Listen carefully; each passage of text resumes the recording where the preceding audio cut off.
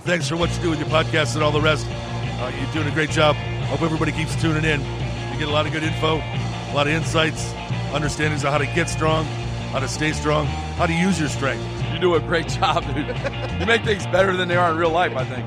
If you don't follow Massenomics, y'all do it. Social media, website, everything. Massenomics.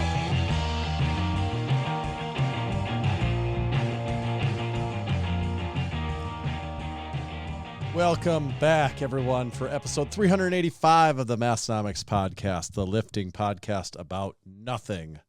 My name is Tanner. And my name is Tommy.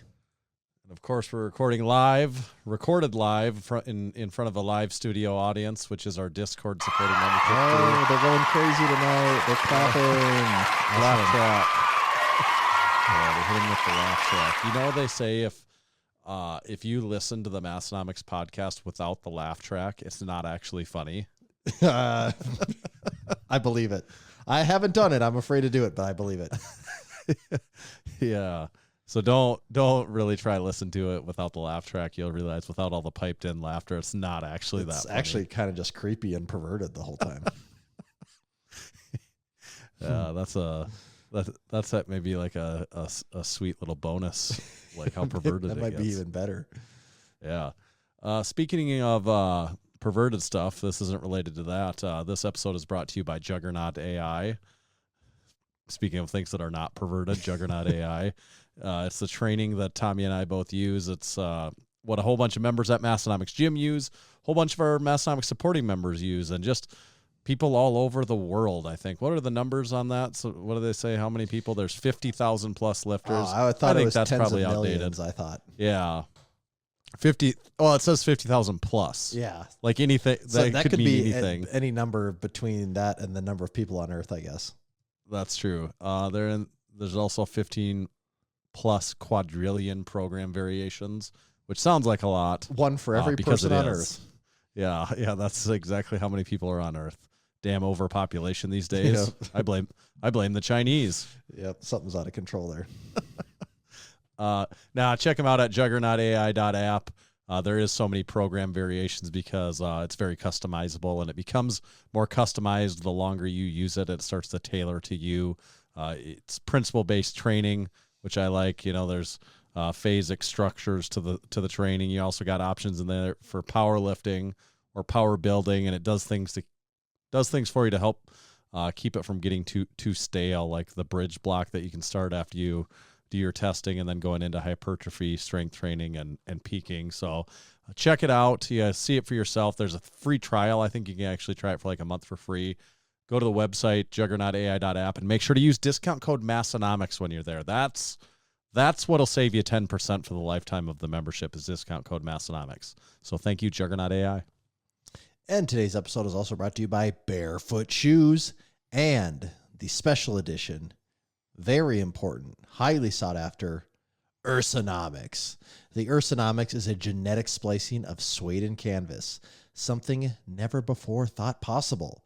It combines the strength and durability and comfort of suede leather with lightweight and breathable canvas for a shoe that sits at the top of the food chain. Its wide, flat physique offers a stable podium for your powerful paws, while its flexible nature promotes a gait as natural as a bear prowling the Alaskan wilderness.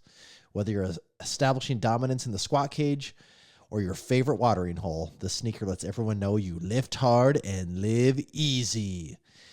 Reserve your pair of the Massenomics now at barefoot.store. We've only made 250 of these bad boys. I should say we're actually in the process of making 250 of these bad boys. So you want to get on the list before they sell out. Orders will be shipping October of 2023. And to make this deal a little sweeter, you can get a free pair of the Bearfoot Awesome Wraps with your purchase. Just make sure to use code MASS to seal this deal at checkout. And make sure you add the wraps to your cart with the shoes. And then when you go to checkout, use code MASS. That will make these shoes, or that will make the wraps free with your purchase of shoes. And if you're wondering why they call them the Awesome Wraps, it's because they go around your ankle, wrist. I was like, elbow doesn't start with an A. It goes around your ankle, wrist, and elbow for added support during any of your lifts. And they are unique wrap. They're probably a little thinner and stretchier than what you're used to, but being that they are like that 36-inch length, you can really tighten them down as much as you need to. So it's probably something that you're not used to, but I do find them unique, and it's another tool to add into your training. So please go buy the shoe, www.barefoot.store. They're already selling pretty damn good. We don't want to run we'd hate to run out of stock in a size and you not have it. So to take advantage of that, make sure you're going to the store and buying those before any of them are totally spoken for. You can do that at www.barefoot.store. Oh, hell yeah. I don't know. For anyone watching along at home, you might see I've got one handy right here. Is that shoe lighter than air? It's floating on the microphone stand. It is very light. Like it can, this microphone stand kind of works on gravity, and to see this shoe doesn't even affect it. That's how light it is. It's like you're walking on with bare feet with these things almost. They should use that in their marketing. They should somehow. think about how they could do this barefoot thing. Yeah.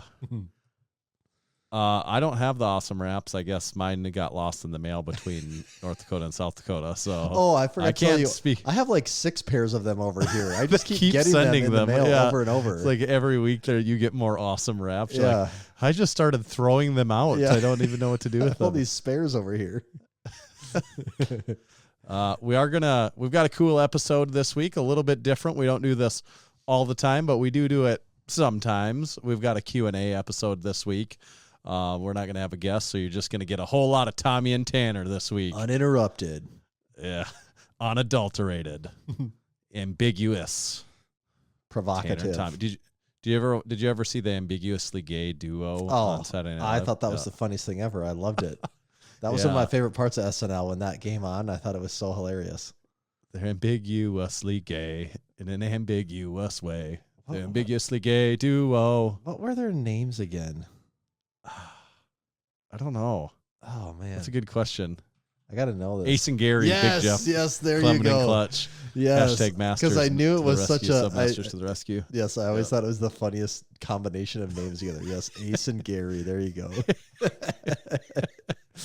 And there was always like that one bad guy that they were trying to stop. Those were great. I loved them. I suppose. I mean, is there a reason you couldn't do that now? Because was it like derogatory towards gays I don't think or not? That was. You know what? Actually, I'd have feel to go like back it wasn't, and watch but it. In hindsight, it's probably horrifically I don't know. derogatory or something, but it didn't seem like it. Like it was probably doing some gay stereotypes, but I don't think it was like being mean in a way. Right. But again, I was also in like middle school-ish, so it's possible some of the jokes went by me too.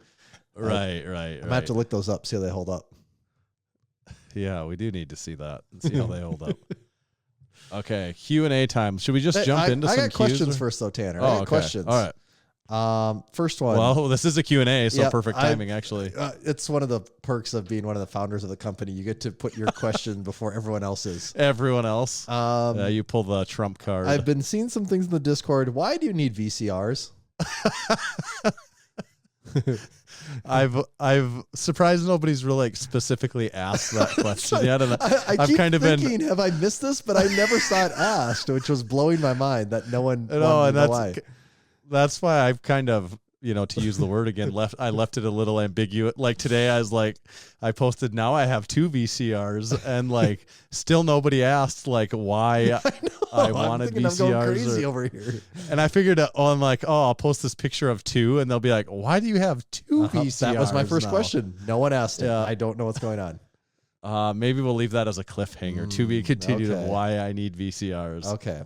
I can live with the cliffhanger. What I'm doing is, you'll find this maybe a little bit interesting. I wanted to convert old home videos to something usable, and what I have, they're not even VHS. They're like that. Is it like the Super 8 or the High 8? Yeah, like Super 8 or whatever, High 8 maybe. But so you put that inside of a thing that's the shape of a normal VHS that has a little flip open. You put that in there, and then you can play it on a VCR.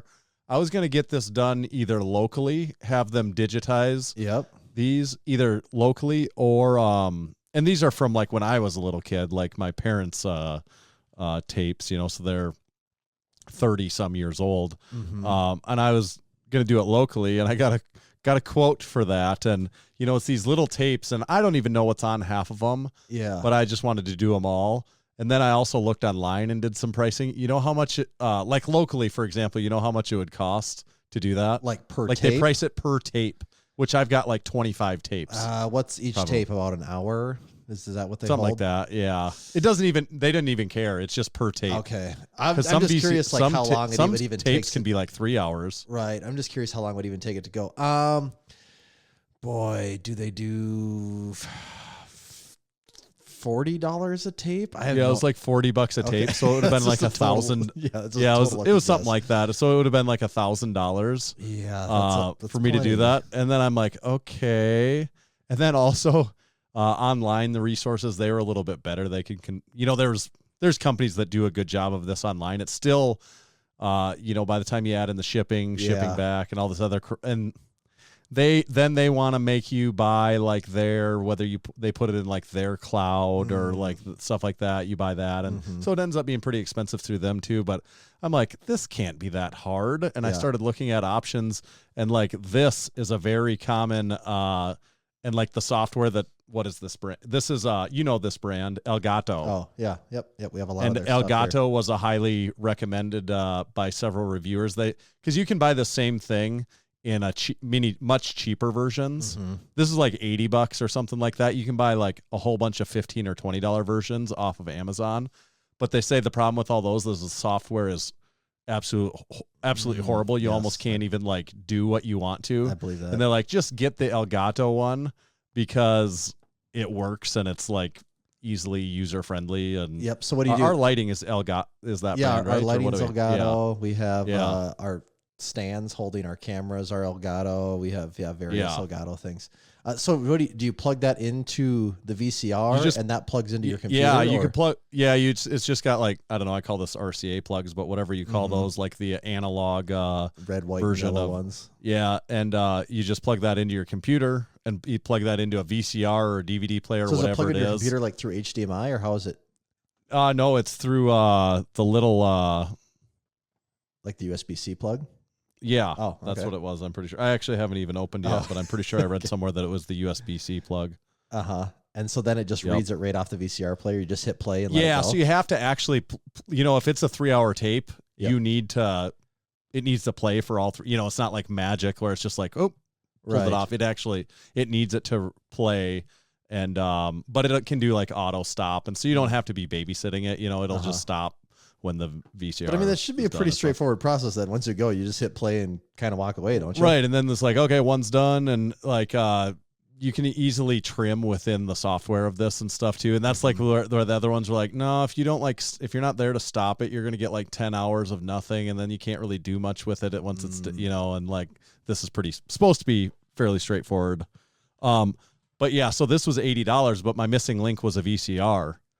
And do you know how expensive a new VCR is? Guess how much a new VCR costs. Can you actually buy new ones though? You can order them. Yeah, you can get like off of Amazon, of course. You know, and like I don't know what brands, if it's Panasonic or whatever. The $80. They're like $300. Oh, what? Yeah, Are you sure just that's like a new Google one, not like an antique, and that's the last one. No, around? yeah. Like Wow. maybe you can find some cheap chintzy one somewhere, but my very quick searching of just Googling it in Amazon a little bit, I was like, oh yeah, I'm not buying a new VCR. Because I'm like, a VCR should be like $20, or like they should just like pay you to take one. Oh, that's what I assumed. Yeah. Yeah. Holy. But no. Are you seeing that at all? Are you looking? I was actually just looking. Do you know what the max resolution of a VHS tape is? You know, we're used to 1080p, 4K. What? I don't know if I'll understand the reference even, but like, is it a number that'll mean something to me in comparison to 1080? It might. Okay, so what is the? It's like 480p. Oh, okay. So does that mean it's half as good, or does it mean a lot less? It would be that? like a quarter as good as like 1080p, I think. I'm almost surprised it's that good though, because it's awful. Well, because you don't think about it, like even DVDs. I don't think DVDs could do 1080. I think DVDs could only do 720p. Yeah, here's a JVC one for 150 is like when I'm quickly looking, it's the cheapest. Sony 250, Magnavox 309, Damn, Samsung 300. that's Yeah. crazy. Got that Yeah. computer full of VHS footage in no time. Yeah. So then what I'm going to do is, because even then it's still like, well, if you want your family to be able to watch stuff like this, Mm-hmm. still, what do you do? I mean, you could put it on a mini, what's like our soundboard use? What are those called? Like a little SD card. Yeah, like an SD card. You can put it on an SD card, or you can put it on a thumb drive and stuff like that. I'm like, really, though, that's still not that convenient, because when you want to watch this stuff, it's usually like, oh, just throw it on. If you're like hanging around with family at Christmas, you just want to like put it on. Yep. So then it's still like, well, you got to find something to play it. You know what I've heard of people doing? Well, maybe this is what I'm going to do, because what I'm going to do is I'm just going to create a private YouTube channel. Yep. And just put everyone in as a video, and then all somebody needs is the link. Yep. To do it. That's what I was gonna say. That never dawned on me until I was listening to a podcast in the last couple of weeks, and someone was talking about home videos of like stuff with their kids, and they're like, "Yep, it just goes on a private YouTube video," and I'm like, "Oh, I actually never really thought of that." Yeah, if someone has the link, they can just see those. And you have I'm them like, forever. that's an awesome idea, and I'm definitely going to do that, because then it's so easy. If you're at a smart TV or a computer, obviously, or a phone, anything with YouTube, and you're my mom or my aunt or anyone, it's just like, nope, here's the link. Go check them out anytime you want to ever. Yeah. Yep, makes it Did way you see easier. Keith post his picture? He's holding that video. And I guess to explain the name of this, if anyone's curious about doing it themselves, it's a video capture is the exact device from Elgato. And Big Keith is literally either he photoshopped my picture of that really quickly and put it in front of himself, or looks like he also has it. Yeah. So maybe he can give me some feedback of it if it worked well. All right. Well, I'm glad I have some answers there. So that's why the VCRs, because I was like, I'm not spending $300 on a VCR. Yeah, you don't want to do that. But you should come out way ahead price wise here on this in this whole equation. Yeah, I'll have $80 into it. Yeah. Versus plus the $1,000. ability to just do any tape going forward. Well, that's why I'm like, I'm gonna just start a small business here. Like, anyone want yours converted? Yeah, $1,000. Yeah. Here, let me just make up numbers. $1 million. I'll convert yours for you. I mean, you could almost undercut them by half and still be coming out pretty good. Well, I'm like, it doesn't.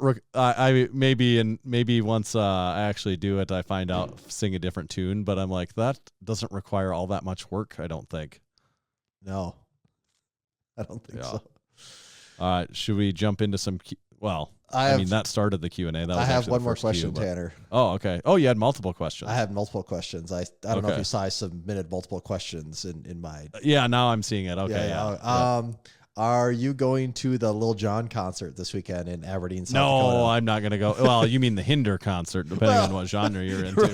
Right. It's a Hinder / like you would expect. Lil Jon. The headline, of course, the pairing anyone would expect. Hinder Lil Jon. Hinder opening for Lil Jon. I'm not going to go because is that Friday night? That's Friday night, yes. That? Yeah, I would love to see though what a Lil Jon concert even is. Oh. Like, I'm like, what is it that you do up there? Like, because, a lot of concerts I go to, the person sings for an hour or two.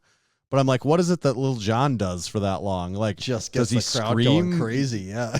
Well, is he like he's also not a DJ, right? No, like he'll be like rapping and doing his. Because I've never really hardly heard him rap. Like, he just yells like. I mean, that's the majority of what he does. Yes, is yell. But yeah, well, I'll be there, so I'll report back on how it goes. I'm looking forward to it. Yeah. So I'm curious, almost like I would just want to be like, so what is it that you're gonna do the whole time? I mean, like, and also, are all the songs I'm thinking of his? Are they his? Or are those actually somebody else's song that he's just on with? Like, does he have any that? Like, what are the little shots? That's LMFAO. That's one of the top ones I think of his, and that's somebody actually, I what always would like to consider just go to someone else's Spotify song. and see. Yeah. So like turn down for what? That's not really that's Okay. DJ. So that's the number one that pops up. And is that hit? Is he No. the first artist in that? Is there DJ any song Snake. where Lil Jon is the first person listed? Is there one? Well, he might be the first person listed on this one. Okay. But DJ Snake Turn does the down beat for and what? everything, But on turn down for what? Yeah. But Shots, Yeah. LMFAO, Snap Your Fingers. Oh, that one was kind of a classic back in the day. Yeah. He does pretty much the whole is thing that there. him, is that just him, or is that anybody else? I think that is just him. Okay, Like, because that just really, him. like when I think of it in my head, that seems like it's just him.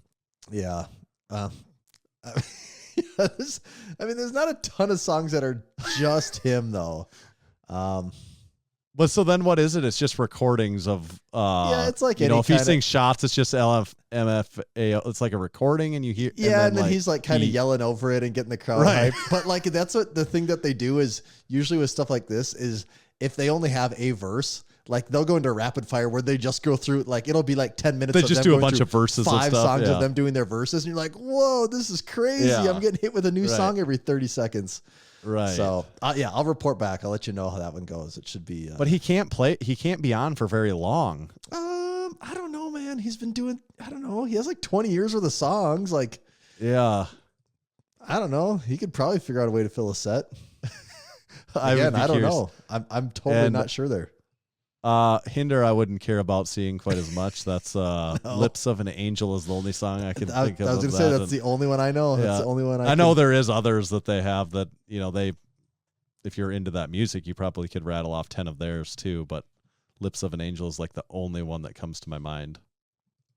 Yeah. I guess I'm just curious if Lil Jon's going to be there with the East Side Boys or if he's all alone, Like, do you like? Is that a thing? Like, do those guys? I don't think That's so. also I that's think he's kind of the alone. stuff I'm wondering. Like, does anyone else come with him, or is it just I think you're he's just alone. getting him? I think you're just Yeah. getting him, yeah.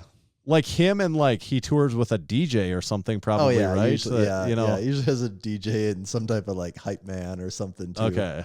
Yeah. Yeah, I'll let you know. Yeah. I I would have liked to have gone to Nelly quite a bit more, and I didn't. Go to I that. was surprised how good Nelly was because I had heard terrible things from people like that had gone he's to. like a bad performance. Yeah, like other you'd say, shows or- that people had gone to because Okay. he was in the area for a while, like a little bit, and I'd heard several people like it was one of the worst shows ever. Like he was not trying at all. Yeah. So I went in with super low expectations, and I'm like, damn, like not some big Nelly fan or anything, but he made an entertaining night. Like everyone there was Right. having a really good time. So I had Maybe to, just had other off nights. It's just like anyone. Like sometimes someone's gonna perform worse than other times. right, too, or if you're like at a smaller venue and you're like, ah, fuck it, I don't really care. Like right. where this one you're out this big outdoor thing, and there is quite a few people Right. are actually, so maybe that does Like fire he you up a gets little feeds bit. off that energy or Yeah. something too. Yeah, I Yeah, could see because that. there is a lot of people that go. I mean, it's from the outside looking in, it's probably a joke, like the Brown County Fair, but like it does like get really well attended, and it is a pretty big outdoor venue. Really, Mm-hmm. Yep. it is the big. This also doesn't necessarily mean a lot, but it is the biggest fair in South Dakota, I know. right here in western northeast South Dakota. Holding it down. That's what we do. They typically get, well, I guess on average across the whole, they typically get the best entertainment of the fairs. I guess like. Yeah. The state Sometimes fair, it's more hit and miss than others. yeah, the state fair but- goes more after the classic rock crowd, where this goes Right. more after country and now lately older pop acts. Yeah, it's who else has it been prior to Nelly? Who was it immediately prior to that, or was there anyone of like See, this humorous is where I note always before that? struggle because it's always just country acts, and I don't know them. Yeah, but they used to do a rock night, was very much a part of it, but it was also like the lowest attended night. Yeah, I never. too, It didn't help that they put on like Thursday, and then it also be Right, a rock yeah, it night, wasn't so put it on had a prime night. It had a yeah. lot of things going against it. right. Not I like would the old guess red versus blue strongman days, right? that's right. I would guess that Lil Jon will have a good crowd though. Don't I you would think or so what do you- too. I'd be surprised if like people don't show up for that one because that is like entertainment like that doesn't come to Aberdeen very often. So when that does happen, people usually show up. It also helps to garner a larger crowd locally here. I think if it is, say it's Nelly or Lil Jon, like someone that's like on the backside of their career, it's almost like slightly an advantage for them around here just because it just broadens the viewing audience by quite a bit more, because it's like, oh no, like people just know that name even if they aren't into, because so many of the country people kind of go no matter what. Like the people that love the fair basically go no matter what. And then like, yeah, all right, if you're more of a country person, you say that, well, everyone else is going, so you kind of go anyways. Whereas like you get the country accent, like people like me, I'm like, this doesn't mean anything to me. I just don't even go. Where I think you get the more pop accent, it brings in way more younger people, and then everyone else is like, okay, everyone's doing it, I'll go too. So I think it does usually work out in their favor. I think so. That's going on right now, though. Bunch of people in Western Northeast South Dakota. It's popping, but as per usual, it was been raining quite a bit, so it's a sloppy mess there. Oh God, of course. Like yesterday they were advising people not to bring their campers because all the campers were that bad? All the campers were stuck. Well, I mean, they were advising people not to bring them. Like, do not bring them today. Like they were saying that yesterday. Like they'll be able to bring. It's not like they're saying don't come to the fair. But they're like, if you don't need to come today, don't, because they have campers stuck everywhere. Yeah, but I think the rest of the week, thankfully, is going to be dry, because if it wasn't, I think it's already kind of a mess, but it would be a horrific mess if it. It's like for people that don't know, it's like Woodstock '99 out there. It's just crazy. There's mud flying. It's a little like a music fest in terms of the camping scenario and stuff. There is a lot of campers, and it is a muddy mess and stuff. Are you going to stay in a camper? Well, so we do have. I don't know if you've ever even been to the spot. Have you ever seen the camping spot we have through? I think I've been there or something. Maybe I'd argue it might be the best camping spot on the entire grounds. It's like as close as you can get to a. Like it's just right on the west side, right? Right on the west, the closest you can get on the west side, and it's right next to the like permanent bathroom. So even when you have a camper, you never have to worry about the bathroom or anything, because it's right there. And supposedly there is going to be a camper there waiting for us. The waiting list to get that camping spot would legitimately probably be like 5,000 people long. Oh, I think if that spot came open, I think like, just the regular camping spots, the list is like 1,000 people long of waiting, right? Because it's so full. Right. But yeah, this one, you could sell that. You could for big bucks, and it's market. because my father-in-law used to do the electrical work for the thing every year, and that's how he got this spot. And he's like, I will never, as long as I live, let this spot go. It's mine forever. Okay. Was that the final question? I have actually one more question, Tanner. Oh, okay. Do you have a can over there?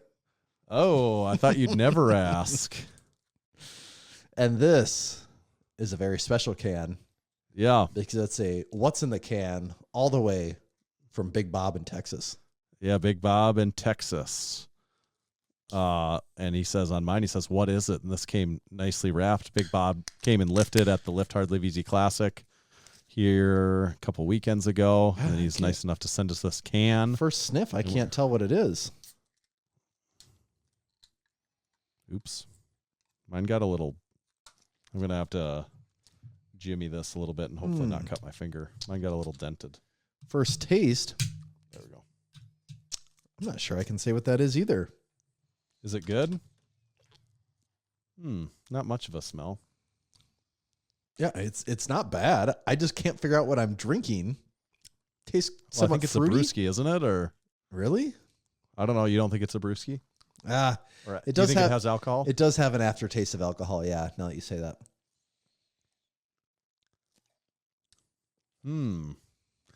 But it's taste. Would it be like almost a cider of some sort? Or yeah, because it feels really light. It's very light. Like it feels. I wonder if what's a hop water? I've never had hop water before, but I've seen my wife drink a hop water. Never even heard the term before in my life. Oh, I wonder if this, because she's had hop water, and I've always wondered. I've never had it, but I wonder if this is what because it tastes like water with a beer flavor to it to me, and not like Coors Light, you're drinking water. Not like that. It actually tastes like a sparkling water that tastes a little like a beer. I honestly, until you said aftertaste of alcohol, I was gonna say this is a sparkling water of some sort, because I wasn't picking it up. I'm gonna unwrap mine. Yeah, let's see here. It tastes good though, actually, is what. Yeah, it's refreshing and light. Hop Spring Hoppy sparkling water. I've never heard of that. Alcohol free. 0. Yep. Okay, so there's no alcohol in it actually. My wife being pregnant, that's why probably we've had these sort of things around before. That's interesting. It's got a Texas logo on it, so it probably comes from Oklahoma, I assume. This is St. Arnold. That's I'm kind of shocked I'm not even aware of this category of drinks. Yeah, the ingredients are carbonated water, hops, and some kind of, I can't read it very well in the light, but like phosphoric acid. No calories. Yeah, hop water. I was right then. Yeah. I'd probably go 3.5 on this, but it's not bad. I could see myself drinking these. I'd give it a 3.5, I think, too. A real solid 3.5. That is what it makes sense to me now what hop water it really is, because that's what it tastes like. It does taste like a water. It has like the consistency of a sparkling water, but it does have that brewski flavor. Yeah, just very faint at the end though. It's not obvious, but it is there. And it fits damn near perfectly in this Massenomics Drink Spotter Light. And it looks really good in it. It does. So thanks, Big Bob. Yeah, thanks, Bob. Bob coming through clutch. I don't care what everyone else says about you, Bob. You're a pretty good guy. Okay. All right. Now we're getting into some cues now here. It's time. 31 minutes in, we can dive right into this Q&A. All right. Okay. This one's from that Moto guy. How many hours a week, roughly, do you guys dedicate to working on Massenomics stuff? It's a lot. Yeah, I'd also say it depends on what's going on. Like some weeks, to be totally honest, outside of the podcast, aren't a ton. But some weeks can be a lot, like a lot.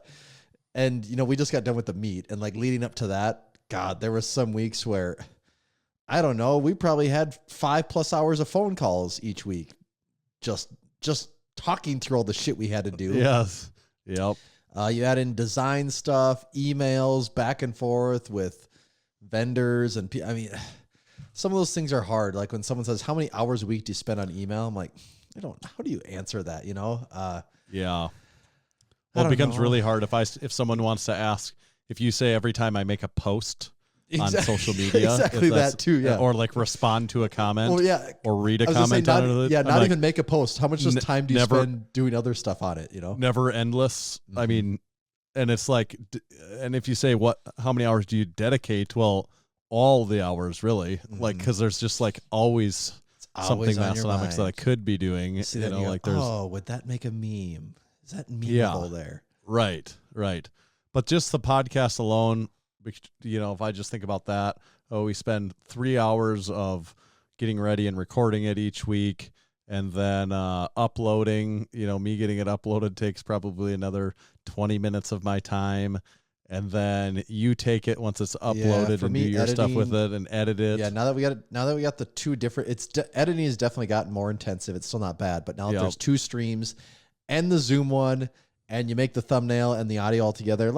Depending on the week, and if I have to cut some crap out of the video, which I try not to do, but every once in a while I have to. Editing is probably anywhere between, just as a really rough guide, between 1 and 2 hours is spent on editing. Yeah, and then you upload it to YouTube, and then I upload the audio to Libsyn, and I also create a Massenomics blog post for each one on our website, which all takes a little bit of time, and that's just repeating every single week. Yep, on the podcast. There's that, and then you add in now the extra YouTube video every single week, and that's one that will vary a lot depending on what the video is. If I might not touch it at all, or Tanner might not touch it at all. Right. And then there's also, depending on what that video is, like it might be a quick shoot and edit, and it also might be an incredibly intensive shoot and edit. So that one can vary between, like for me personally, between 0 and 5 hours, just depending on what the hell we have going on with that. Yep. And mine's the same way, because it can be, if it's something that you shot and then you're editing, I won't spend any time on it. But if it's something that if I shoot it and then I edit it also, it's never going to be less than like 3 hours, just because between it's really shooting hard, it and it's really hard to shoot and edit a video in less than 3 hours. Right. By the time And sometimes you think longer. about, it depends on how long you want to keep monkeying with it. yeah, and by the stuff, time too. you think about by the time you even roughly plan what you're going to do, have some ideas in your head, you sit down, do it, you go back, kind of watch through the footage, pare it down, do it. I mean, it just takes, it's really hard to do a YouTube video faster than that. Then you make thumbnails for it. That's another thing. Yep. And then Tanner has all the time of packing stuff up, which, obviously can vary widely Just depending on how depends. busy we are. If it's a drop week, I it's always do going to be way that busier. basically out of 7 days of the week. I pack orders probably on average like 5 or 6 days of the week. But whenever I don't do them, I'm just delaying. I just am making up for it the next day because they're always coming in. We don't have a day where there's not orders coming in.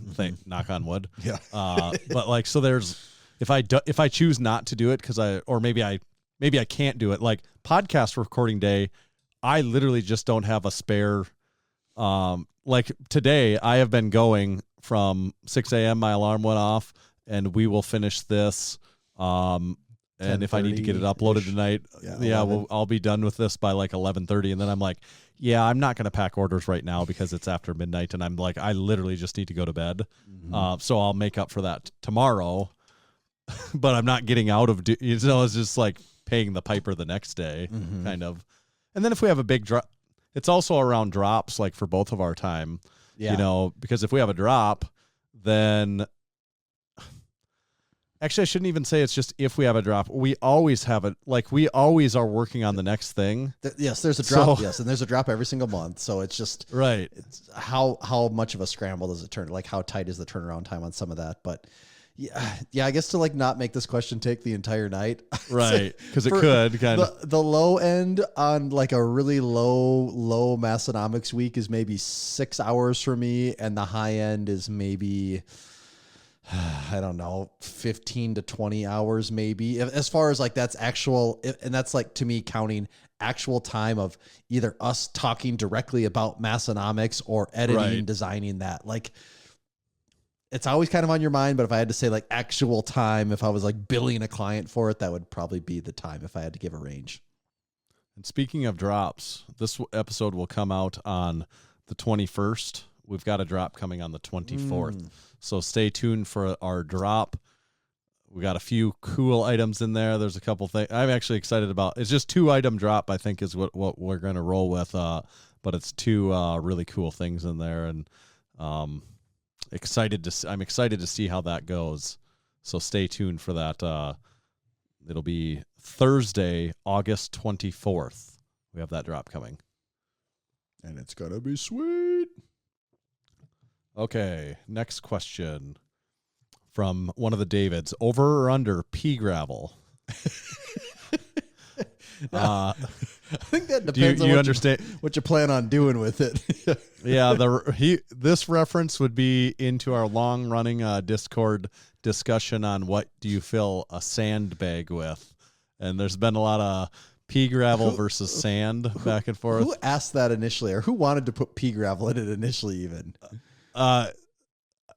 be careful who you accuse. There's some very opinionated people about them.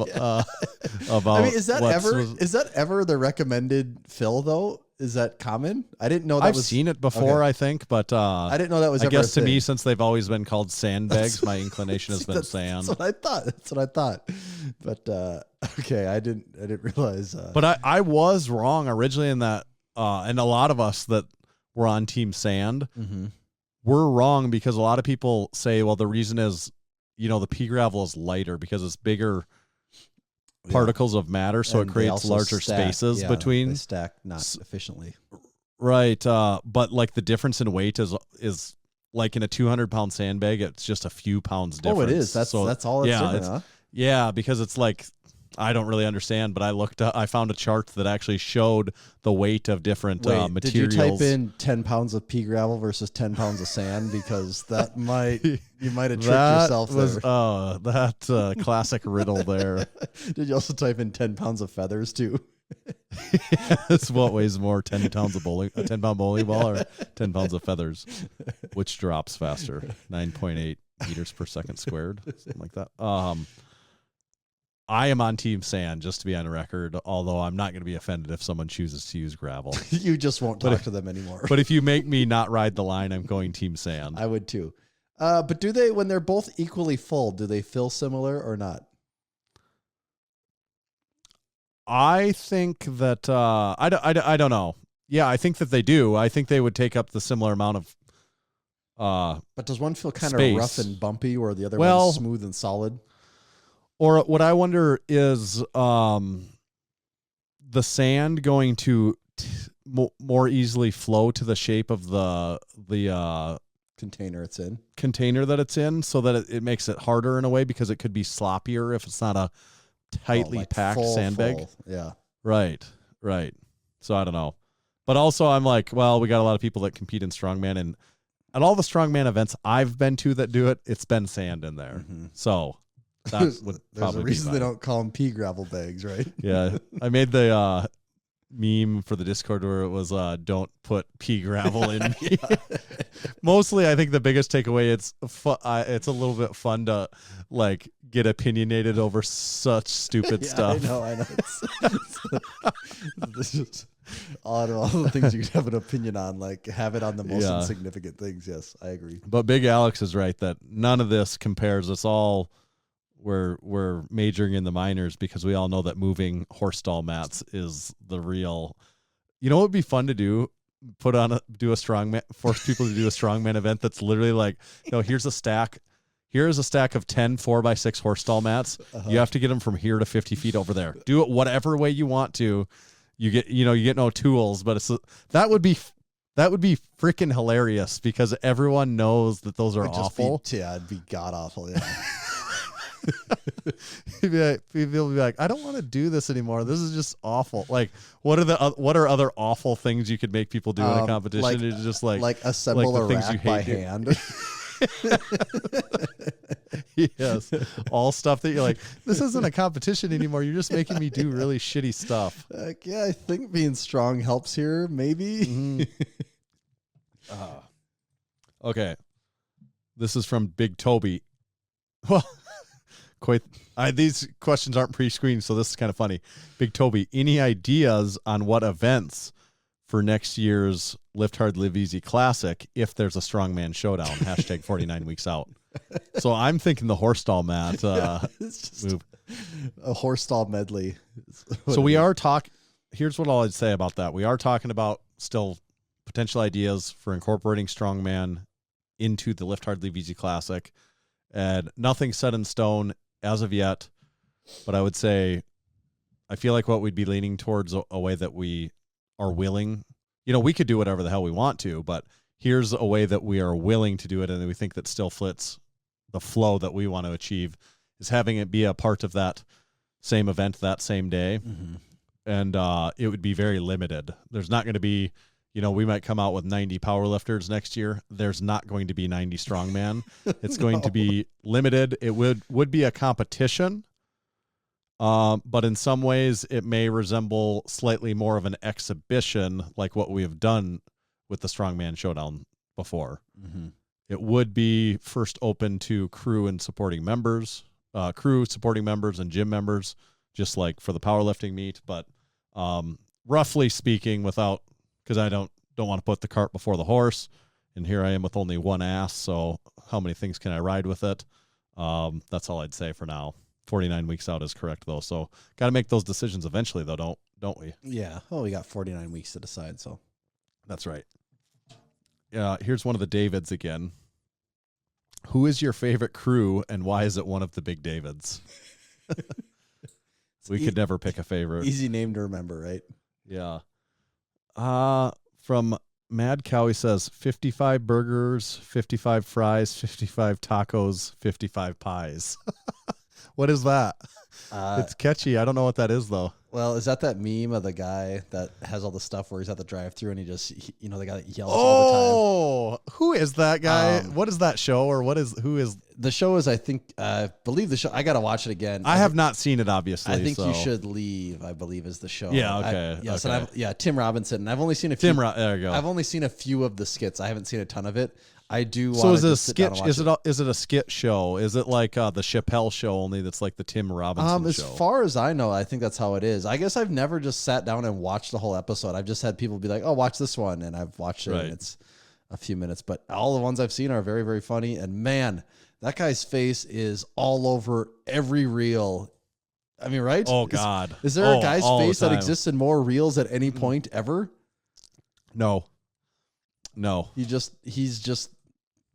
I mean, He's that smart, guy though. He's like making everything. I feel like, I don't know if this is directly their intentions or not, but it's like, yeah, what can we make that's going to make for awesome viral content on TikTok and reels and all that stuff? Yeah, because that's what's it's happening. all just these crazy reactions he's always having to stuff. Yeah. But, man, that guy's face has probably been seen by more people than like anyone's face in America. The number of times that pops up on social media. I'm curious. Yes. That guy probably can't walk down the street anywhere. You know? No, They're not probably anymore. like, do the thing. Right. Is this distracting? I actually kind of forget it's there, to be honest. Okay. We'll leave it here this episode then. Tanner's It'll talking be about the shoe. He's got the shoe. the just episode with the shoe. floating Yeah. near his face still. Okay. Big Jeff says, do you think Massenomics will ever get big enough to make an additional hire, in parentheses, a paid hire? It's not impossible. Yeah, I mean, anything's possible, but it's not light years away from that. Like, Well, we're probably like and technically, we have had people we've paid along the process to do stuff. I mean, you could say we contract people paid, for stuff. We paid people to do our screen printing. So, like, technically, Right, in a way, right, we're right. doing that. As far as like paid employees that are full time, getting a paycheck every single week, every single month, we haven't done that. Yeah, it's possible, but It'd definitely be more likely for us to have someone that's a part-time paid, Mm-hmm. like someone that we pay. I could see that. That would not be a far off. Like, we could there's certain things we could probably justify doing that on and stuff if we had to. But yeah, there's a lot of businesses in our situation that would have done this just long ago. Right. But, really, but we ain't a lot of businesses, are we? if we were to have anyone do something, it would be probably.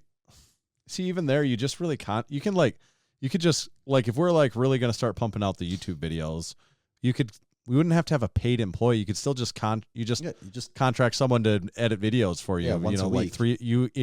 Edit 2 videos for us every week, and here's the price that's going to cost.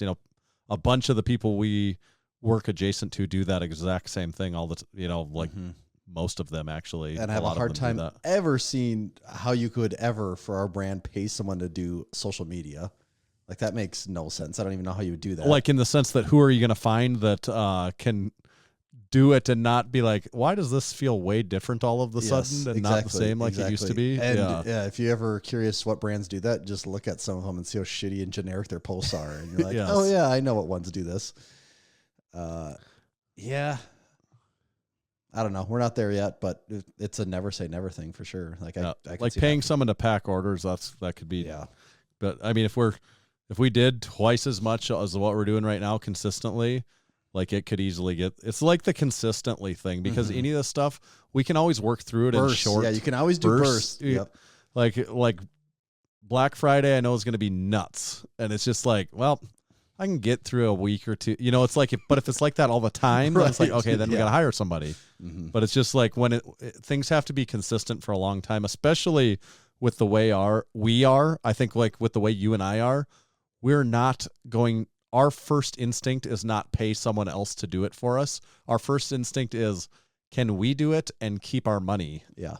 And so it's got to be a valid reason to pay someone to do something usually. Totally. Big Steve, will there ever be a lift G-string? Realistically, no, I couldn't picture that for a number of reasons. Really, actually, if you say a lift G-string, there's a number of reasons. I like that how you wouldn't had to exist, put the qualifier on there of realistically. You couldn't just say no. Like, realistically like, speaking. if you're asking a serious question, then no. The answer to that is probably not. Yeah, There's a lot of things we could do. I don't picture that. I as think one of them. there'd be hundreds, if not thousands, of products we'd make before that one. Big Kevin RSG, if you had to pick one lift to gauge someone's overall strength, what would it be? Druthers. Oh, He throws in druthers. for Or so you me- have your druthers. For me, if I'm gauging overall strength, 100% I say squat. I say the squat too. I think that's like I think it's hard to not say that. You could pull 50 random people off the street that have never lifted, and there's a good chance a handful of them would pull over 400 pounds. Like 100%. Untrained, never have deadlifted in their life, pull 400 pounds. And then also, they're obviously strong people, but those same people that pull 400 pounds might bench 150 and they might squat 200. And to me, like, that's not a true test of your strength. Like, I get it. People are like, oh, it's the truest test of strength. It's the easiest one to be a natural at. Deadlift, I agree for with sure. that. Bench is a very good test of strength, but it's a very, very specific test of strength. That's why you can see. A lot of people just do it. So that's where you can get thrown off. You're like, oh, this person can bench 315. They must be overall strong. A lot of times, maybe not. Yeah, like they might have spent the last 10 years benching and nothing else. Yes, and there's a lot of guys that do that. Like they can bench 315 for reps. They could never squat 315 for reps. And to me, that shows like, okay, your upper body's been developed, but your overall strength is not there. And squat, it's possible if you squat 500 pounds that you can't bench very much, but if you squat 500 pounds, there's probably a good chance you're deadlifting around 500, if not more. There's probably a good chance you're benching 300, if not more. Yeah. And I just think the squat's the truest test of like someone's overall total body strength. Yeah, especially when you word it like to pick one lift to gauge someone's overall strength. If I'm only going to get to see one thing and then you want me to tell you, okay, you saw that. Is the person strong? For the reasons you mentioned, it's absolutely a squat. And squat, is, to be fair, is my least favorite lift by far. It's the one I'm the worst at out of the big three. But for those reasons, I think it makes me realize that even more because I just like the squat is like it's hard. It's a bitch for every, just in Massenomics gym, you get newcomers that come in. And people that don't see like new people lifting, they might forget about this or not be aware of it. But in the gym, you get new people that show up that have basically never really lifted weights before, or maybe they did in high school and now it's been 10 years. And they can come in and with just god awful form, they can rip up 315 for reps on their first day. Like they're going to be sore and it's going to hurt the next day. But a lot of guys can just show up somewhere and rip 315 off the floor for reps. Yeah. How many times have you ever seen someone come into the gym and hit a squat to depth at 315 for reps with no... To depth is the key phrase there because that same guy might put 315 on in like an uncomfortable looking high bar position and then like squat down legitimately halfway or an actual quarter rep. Because they would not have the strength. If they took it all the way down, they'd be stuck forever. They'd be folded like an accordion. Yes. Yeah, absolutely. I think maybe people would try to justify the deadlift, but I really would shy away of that because of how naturally good some people can be at that lift. And that's not like super uncommon for someone to be naturally good at it. Like it's not, I mean, Grant talked about it at the Strength Code booth. He has the plates set up and the people can come up and deadlift. And he's like, you can just take any old person in jeans and they can just come over and just rep 500 like it's nothing. And that is so hard to do from a squat standpoint. Yeah. And I get it. Maybe we're saying, well, you're just talking weights, one easier to do or not. But I still, at the end of the day, think if you really want to know if someone's really strong, see how much they can squat. Yeah. And see what it looks like when they do it. Yes. 100%. Are they getting, I don't even need to say, because I don't need to see someone max out, but if I see someone in the gym and they do whatever, pick 275 or whatever, and they squat it for a set of however many reps, but like it just looks, I'm like, oh yeah, they're smoking that. It doesn't even have to be heavy. If they're right around like parallel-ish, because that is what separates the men from the boys. If you can get your squat to like parallel, even that, the difference between parallel and like 4 inches too high is a lot of weight. If I said, okay, you can squat 4 inches above parallel, man, it could load up a lot of weight on the bar all of a sudden. But it's that last little bit is where the real work is. But really, we know it's the Jefferson deadlift. Well, that goes without saying. Yeah. Big Jeff back. Which board game are you bringing to crew game night? Do you have any answers? Board game? To be honest, I'm not a huge board game guy. Apples to apples. Is that what you'd pick? No, I wouldn't. I would actually specifically not pick those because I don't like those games anymore. But I would pick either I would pick Stratego I really like for wow. like slightly more obscure choice that other people. It's just a one-on-one game though. That's the problem there. So it's not a great choice if you think Monopoly gets shit. I love Monopoly. I've always liked Monopoly. But I myself don't have the patience anymore most of the time to play a full game of that. I also really liked Risk. There again, I don't know if I have the patience anymore to play a whole game, but I would probably pick Risk or Monopoly or Stratego if you're allowed a one-on-one game. Boy, if I'm really Those are allowed my choices. I'm really allowed my druthers, I might say, could we just play cards instead? I think that's a fair. I think if I really had the choice, if they adjacent. said pick a board game, and I'm not even that much of a cards guy, but I would rather play cards. What than about most Settlers games. of Catan? Didn't you guys play That's that? Some? honestly, I was going to say probably the last board game I actually played, and I had some roommates that loved it and thought it was fun, and I can see how people would like it. I'm just not much of the board game type. It's fun. Yeah. Still don't think it'd be my first choice if you made me pick a board game, though. I loved board games growing up, even through like my Oh, high school ages. I did too. I just kind of, I don't know. I guess you get old and don't like to do stuff that used to be fun. I'm lose not really patience sure. for things. Yeah, yeah. Big Joe says, "Is there any chance the Lift Shorts 2.0 come back?"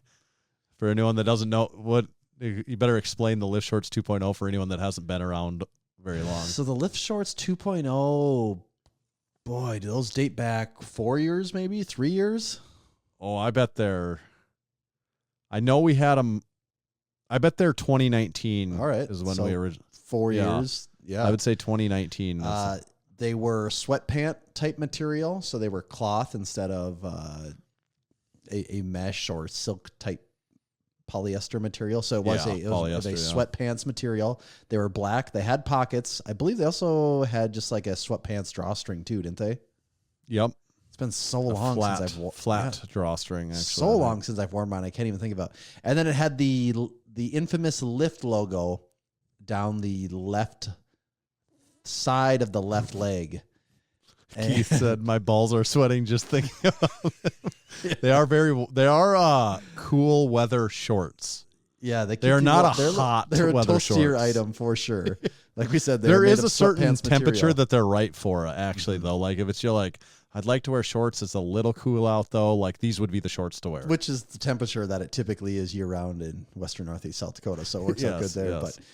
But yeah, it had the full Lift logo, the full thing, all of it in white on the left side of the left leg. And, not really. Actually, it was just on the left thigh, actually.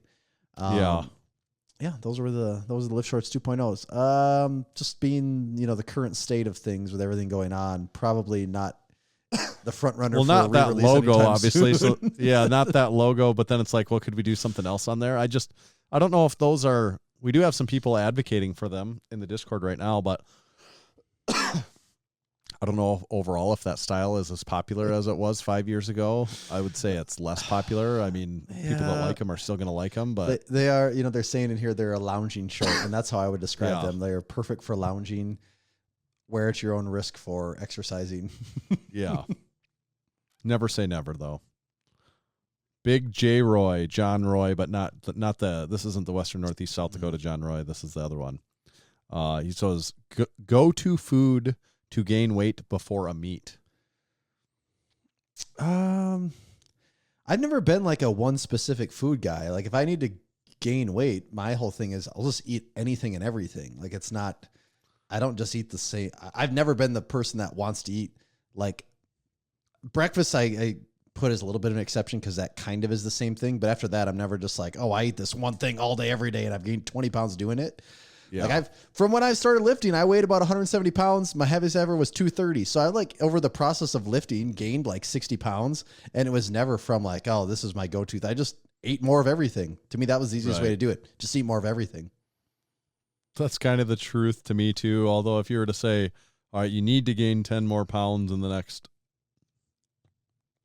specific period of time, and it's for the lifting goals and stuff, I would just add in shakes probably because it'd be really easy. That's to probably like, easiest. But at the same time, what I would do? Whatever portions I'm eating for dinner that night, I just eat a twice as little bit much more. of it. That's Right. Yeah. That's what I've always done. Like, oh, I need to gain more. All right, here's my normal portion. It's 50% bigger. Like that's to me always the easiest thing to do. I eat a lot of eggs. Obviously, if you watch our last YouTube video, was that our last YouTube video? Yeah, I think so. Yeah. Give that a watch, and you'll see my same breakfast I eat every single morning. It's like 1,200 calories, 6 eggs, and I do think, and Tommy, and we've talked about this before. I do think, a lot of times there's people you call themselves maybe hard gainers or people that have tried to gain weight and they struggle to. I still don't think those people understand it. I think if you watch that video, like realistically watch it and like eat that once. Yeah. Just eat that once and you're going to be like, oh, fuck, there's people like that's what they're eating. And I'm not saying like everybody needs to. No, not you. I mean, I'm the pounds. example here, but it's because it's a convenient, recent example. But like, yeah, I think I've told this story before. Like I did just say when I started getting, I mean, I lifted weights in high school. I played sports, so it wasn't like I had no athletic background. But when I started like getting into just weight training, when I was probably 22-ish, I weighed 170, 175 pounds, right around there. And all right, you lift after a little while and you realize like, I got to get bigger. And I did kind of think like, oh, I just can't really gain weight. Like I don't, it's hard for me to get stronger. It's hard for me to gain weight. I'm just a naturally skinny person. I'm 6'1", 175 pounds until I remember you telling me how much you eat. And then that's when it was like, oh, you mean this bowl of cereal and a piece of toast for breakfast doesn't get me bigger?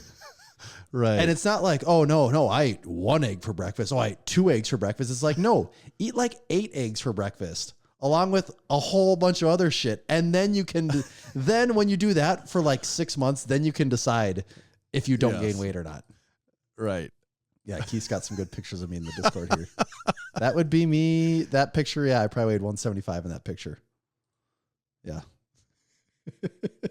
That's a good white pants. That was in Vegas, Tropicana. Their like grand reopening. It was a white party, so I had to get some white clothes. Just wait. What happens in Vegas stays in Vegas. Oh, I didn't say what happened. I didn't say what happened. I just said where I was. Favorite? This is from John again. Favorite food to have while drinking brewskis?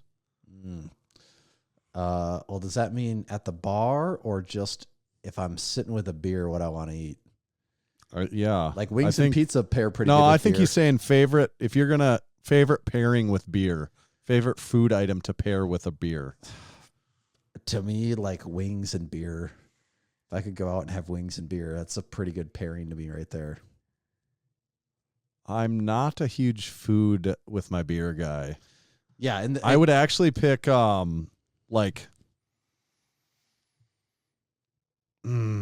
think wings is a really fair response, but then when I think about it, there's actually like 5 other things I'd choose to drink with my wings before beer. Like, so everything's kind of good with wings because I like wings. Mm-hmm. I would almost just, I don't know, maybe like a little salty snack, like popcorn. Yeah, I don't like popcorn really very well. God. I guess I could eat just. I would say like peanuts at lagers. Yeah, I get that one too. I would maybe for sure. Like, well, there's a reason bars put it out. But dude, you don't like pop. I could eat just like barrels, like buckets of popcorn. I could go crazy on popcorn. Oh, we went popcorn and chips are in my same category where they never did anything for me. I just don't really like. That's not one I don't eat for health reasons. I'm just like I just actually don't really care. Dude, like it doesn't popcorn. I could just sit and eat popcorn. I don't know. I don't like crave it that bad, but when it's there, I'm like, I just have to eat all of this. We were at the fair here in town not that long ago, a week or 2 ago. You get the big, I know this isn't exactly popcorn, but the big tall bag of kettle corn. I like I ate almost the whole thing of it. I don't even know. You mean the sweet kettle corn thing? And that's a little I different. would rather eat that than regular popcorn, actually. I'd be torn there. Kettle I would corn's nice, rather eat such like a treat. Covered in caramel. I guess caramel. No. Like caramel corn's probably my least favorite. Caramel or cheesy stuff, I don't like that as much. Just buttery I don't popcorn, really like any of them. Salty buttery popcorn or kettle corn. Man, so good. So your answer is wings, though? Is that what you're going with? Mm-hmm. I guess I'll say nuts, but I'd rather not. I'd rather just keep them separate. Any Bluey-related shirts coming? I'm guessing everyone's kids watch that show. I've actually never seen Bluey, and I don't think any of my kids watch Bluey, so I don't really know much about it. I'm aware of what it is, but I've never really seen it. Yeah, I've seen like every episode of Bluey probably like 10 times. But no, I don't think there's any Bluey related merchandise coming. No. But it is a very popular kids show. No doubt about that. This is good. From One Armed Hercules. Over or under lifting with 2 arms? This is One Armed Hercules. You know, he only gets to lift with 1 arm. I mean, he's got a second faux arm that he uses to help him lift. You know, it depends on who you ask. Some people might say 1 arm training is probably underrated. You know, hitting one side at a time. But yeah, I always prefer to do any exercise where I can use both arms at the same time, just because it's faster. If anything, cuts the time in half. You know. Yeah, I don't want to rub it in his face. I know, but I would say the 2 arm lifting is pretty underrated. Yeah. Yeah. Great question though. Very, very well played. Give him a hand. Good question. This is from Lizical, and they say, why isn't it called Massenomics?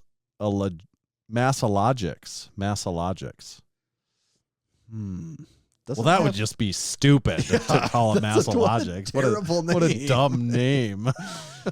What is that, like mass and something else? 2 words together? Obviously doesn't have the same ring to it. That's, you just say it out loud, and that one's obvious. But yeah, it ain't. It ain't, because it ain't. Next one. Will there be a visit to Red Robin while in Ohio? I can personally confirm a location. Based on that comment, you know, I'm 100% skeptical that this person is in on it, that they can personally confirm a location. So I'm not trusting anything that they have to say. I wouldn't. And if we're going to go out of our way to find a place, it's going to be Waffle House. Yes. Way before the supposed Red Robin. Some made up Red Robin. Yeah. Next from TJ Collins. What did he say here? If you could take one piece of knowledge back to when y'all started, what would it be? I guess are we talking about Massenomics or lifting? That's actually a good question there. It's probably one of those 2 things, right? I could actually name 2 things right now. To go back to lifting, I would say get on more of a Juggernaut type program way earlier. I really do think discount code Massenomics. I really do think I left a lot of gains on in my 20s out there by not having a program like that. I think there would have been a lot. Not that things weren't going good for me, but I think that things could have been going even better for a while there if I had some different programming. And then from a Massenomics standpoint, if I could have changed anything or told us to do anything different, there's not many things I could actually say to do different. But the one I would say is what we're doing with YouTube right now. Man, if we would have started doing that like in 2017 or 2018. Well, I did technically start doing that in 2014. I know. But if we did it's just that we dropped it. Yes, if we did this like we were doing then, I think like we'd be getting a lot of I mean, we're still happy with how it's going, but I think like YouTube would be getting a lot of traction just because those were the early days for sure. I agree with the YouTube thing for sure. I think that's for sure the case. For lifting, that's really hard. I don't know if I would even change anything, honestly. I'm just like, well, part of it is what would be the cheesy thing? Like that's the journey of like and that's doing it too. Yes, 100%. You know? Like mine is just having hindsight 2020. Right. It's like, I could have optimized things if I would have done this, but also at the same time, you're like, well, it is kind of good for someone to go through a phase of like hitting their head against the wall because all right, then you actually go through the suck of it and you have to learn other ways to get better but in a perfect optimized world, probably. I mean, that's anyone though. Who had optimized training their entire You know, you don't know at the start. From the strongest man in history. Oh, do you know what the trolley problem is? Are you aware of the trolley problem? I'll read what he says. I guess I know what this is, anyways. But it says, do you let the trolley go and kill 5 people, or switch the track and kill 1 who wouldn't die otherwise? So there's 5 people tied up on the track. the trolley. We'll say a train. We're in the hub city. I don't know who the hell's around trolleys all the time. It's a freaking train. I don't know why it's a trolley problem. It should be a train problem, but there's 5 people on the track tied up right now. If you do nothing, those 5 people are going to get run over. You have the ability to run over and pull the switch to divert the train to the other track where there's just one person tied up. I mean, my thing, and I'm aware of this, but I for sure I think the obvious answer is like there's so many other variables here that you don't know that's the answer is like I need to know more information to make I want to make an informed decision on that. But I guess if you're asked what are you going to do if you don't get to know anything else about it, do you flip the switch or not then? So I try to think of it in this, like, let's say I'm blindfolded and I'm just, I have no idea where I'm at. My blindfold's I've been drugged. I don't know what's going on. I'm coming to my senses and I wake up in the middle of probably western South Dakota, West River. You know, there's no one around me for hundreds of miles. And I see there's a train coming and I look and just down the track, I can see 5 people tied to one and another person tied to another. Honestly, you know what I'm probably going to do? Nothing at all. I'm probably just going to sit there and be like, I don't even know what's happening. Right. I would have a really hard time flipping that switch, but because then your action is causing. Your action is causing. Are we recording now? Well, I think I told you I sent my recording monitor off, and I'm recording to my card. Right. Had no idea how much it would take up, and it did fill up my entire card. So I guess I just want to go now to Zoom for the last bit here. Okay. Yeah, I would lean towards not doing it because then you don't, you're not making that conscious decision. But also, some people would argue that no action is a choice. Oh, it is a choice. Like it is. But like really, okay, if someone just popped you down somewhere and there's a train coming, I wouldn't flip it. I'm not going to run over there. You're going to start pulling levers and all that? No, I'm not touching any of that. No. Because you don't know. Because you're like, who are these 5 people and who is that person? Yeah, but if someone pops me down and says, oh, you have to decide, pull the lever. Well, now all of a sudden I'm thinking, well, if you're going to give me some context, do I get answers as to who these people are and what they did? Ask like 3 questions here? Yeah. It's an interesting discussion, though. Big Paul Foss from Crew Falls. Did anyone ever figure out if Big Bryce made weight? Yeah, we had quite a bit of discussion with the perfect little sweetie, Big Bryce, and I think he did just make it into the super heavyweight class. So just barely. He was happy that he made weight. Good. Big Bryce is a mountain of a man. I guess you have to understand that to get the humor in that. They call him question. The beast from the southeast, I've heard. Yeah, he's like 6 feet 17 inches tall. He's like one of the tallest 700 pounds. Yeah, he's like one of the tallest powerlifters. Like Andre the Giant, seen. Basically. Yes. Big Andrew Baker. What's the most impressive animal you could kill with your bare hands? I'm not one of those. Think about not one of those crazy people that has these delusions of grandeur about how strong I am against creatures of nature. So I'm not gonna go out on too much of a limb here, but like I could for sure kill a chicken and things like that if I get my hands on it. I can do that. So what do you say though? What most impressive animal you could kill with your bare hands? Animal. See, the thing about animals is you got to catch them. That's not exactly easy to catch them. And then once you catch them, most mammals are going to be relatively tough to kill with your bare hands because they have necks that are larger than you would expect. I guess maybe you could choke them out. I don't know. I'm having a hard time thinking of answers here in this one, Tanner. Yeah, I don't love killing animals. Yeah, that's also not high on my priority list of something I want to do.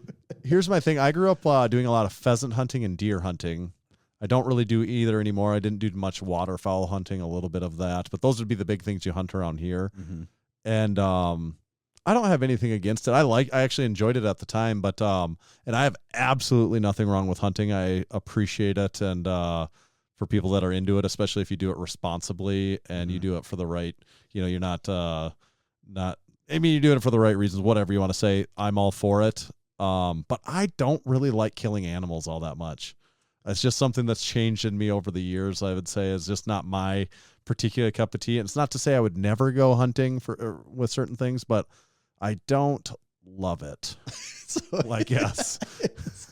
I don't like that. We've actually talked about this before, I think on the way to the Arnold, and we were both basically saying the same thing without ever talking to each other about it before. We kind of came to the same conclusion. I was like, yeah, I used to want to like really, because I basically my extent of hunting is pheasant hunting, and it's fun. Now hunting has turned into such a rich man's sport that it's kind of ridiculous in a way. Right. That's true too. Which I don't think a lot of hunters want to admit that it's this American tradition that essentially, you either have to be very well connected and know people or spend a ton of money or just really play the game of odds and hope you get lucky. But right. I don't think they want to admit how much the sport has changed maybe in the last 50 years. But I used to always really want to kill a deer, shoot a deer. And then somewhere along the line, I'm just like, nah, I'm good. Someone else can do that. And then I'll just eat it myself.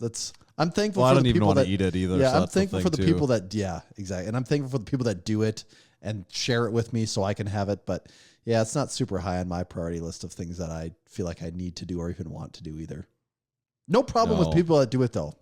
Totally for being a hunter. If you want to be a hunter, you go out there and I 100% get it. Oh, man. Going out with the boys, just in nature all day. Getting a rush and leaving all the worries of life behind. Man, it's like a straight up vacation. I really, even as we've been talking, I've been thinking about what would be the most impressive animal I could kill with my bare hands, though, and I'm just not sure. That's a tough question. Like, I know I could get a chicken. I just don't know what. That's not very impressive, though. I'm trying to think of like animals or obviously animals of mammals, like what you said though, of different mammals that like. Where do you go up the rung there? Are you really going to attempt to kill a raccoon or a fox with your bare hands? Well, I don't want rabies, first of all, so that's why you're not going to mess. No, I would not. Like I do think I could. Like I could grab, if it's life or death for me, I could snap a raccoon's neck. But how much collateral damage are you picking up along the way? Right. So there's that. Coyote. I want nothing to do with that. No. Maybe got to give that some more thought. This is from Freedom Fitness Equipment. At what point will Duffin take over not only the podcast, but all of the sponsorship positions? He is working on that one by one. Slowly working on that. And speaking of that, we should probably read some ads, huh? Well, speaking of that, are you tired of supplements that just don't work? You take them, you wait a few minutes or maybe an hour or two and feel absolutely nothing. Most supplements are underdosed. They contain fillers, cost-cutting compounds, and proprietary blends, which are all aimed to confuse an inconvenient truth. They just don't work. Well, maybe it's not your fault you keep bombing your PR attempts, have low energy in the gym, and can't gain lean muscle. Maybe your supplements simply suck. Well, our fellow South Dakotans at Build Fast Formula are making high-quality product formulas that contain clinically dosed, research-backed compounds with no unnecessary fillers, so you can build towards your goals and get to them faster and finally feel a difference in the gym. Now, here's the best part. Listen up. Open your ears. Massenomics listeners can snag their first formula for 10% off at buildfastformula.com by using discount code Massenomics at checkout. And if you want to save even more, you sign up for a subscription there and you get an additional 10% off your purchase, bumping that up to 20%. We'll put the link down in the show notes, so check it out there. Use our discount code along with the subscription, 20% off, discount code Massenomics. Tanner, I hate to say that I'm doing anything while you're reading ads besides intently listening to the ad, but I do have the Wikipedia article pulled up for the trolley problem here, and some riveting reading. Might have to check that out in your spare time. I might have to. And today's episode is also brought to you by Swisslink. In 1995, Maurice Big Mo Huffman founded Swisslink with the mission to bring authentic Swiss Army goods to the United States and into the hands of those yearning for quality gear at uncompromised prices. Now, for nearly 3 decades, Big Mo has been traveling far and wide in search of the best items, for military forces around the world. Big Mo doesn't only find authentic military clothing for Swisslink, he brings in everything you can imagine, from Swiss military rangefinders to Italian police tracksuits. Swisslink.com is also home to the Swisslink Classic Wool Blankets. They're an ideal mix of 80% wool and 20% recycled fibers. It's that special blend that provides a soft, luxurious feel while maintaining all the benefits of wool. The designs are reminiscent of brands that rhyme with Schwendelton and Schwudson Bay, but are available at only a fraction of the cost. Swisslink's exceptional collection and dedication to quality customer service distinguishes them from the rest. Enjoy a 15% discount on your next purchase at Swisslink.com by entering code MASS at checkout. That's MASS to save 15% at Swisslink.com. Thank you, Swisslink. Thank you, Swisslink. Go get a blanket from Swisslink, why don't you? It's going to start getting a little chilly. Yeah. Big Dave from North Dakota, meet director of the classic Lift Hard, Live Easy meet. Any chance of seeing the Lift Silkies return? Pretty please. Well, there is, if you know the right people, there's some XL and 2X around, like very, very few, but there's a few left of those. And I suppose if you really know the right people, there are other sizes around, but you might have to be getting a used pair from someone. You might actually get those from people, yeah.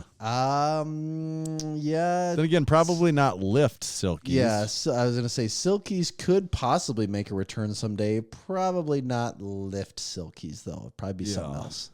I don't even know that Silkies are high on the list. You know, I see some of the guys at the meet wearing Silkies. They're, I will say, maybe not quite as tall as us. And I think, hey, those don't actually look that short. Yeah. And then I remember, once you hit a certain height, Silkies just can look very tiny no matter what. Yes. Big Ben from the gym says, who's your favorite guest ever that you ever had, and who are you hoping most to have on? Favorite guest ever, always an impossible to answer question. What we get asked that question a lot, and I never have a good answer for it. I don't either. I would hate to even say it because I just don't even have a good answer. Yeah. There's definitely people. My favorite is the next one that we're going to have. Being completely honest, like there's people that I've enjoyed having on the podcast more than others. Yeah. But that's a fairly large pool. I have a hard time saying like one over another. We've never had a guest that's like blown me away, like, whoa, I wasn't expecting that at all. That's great.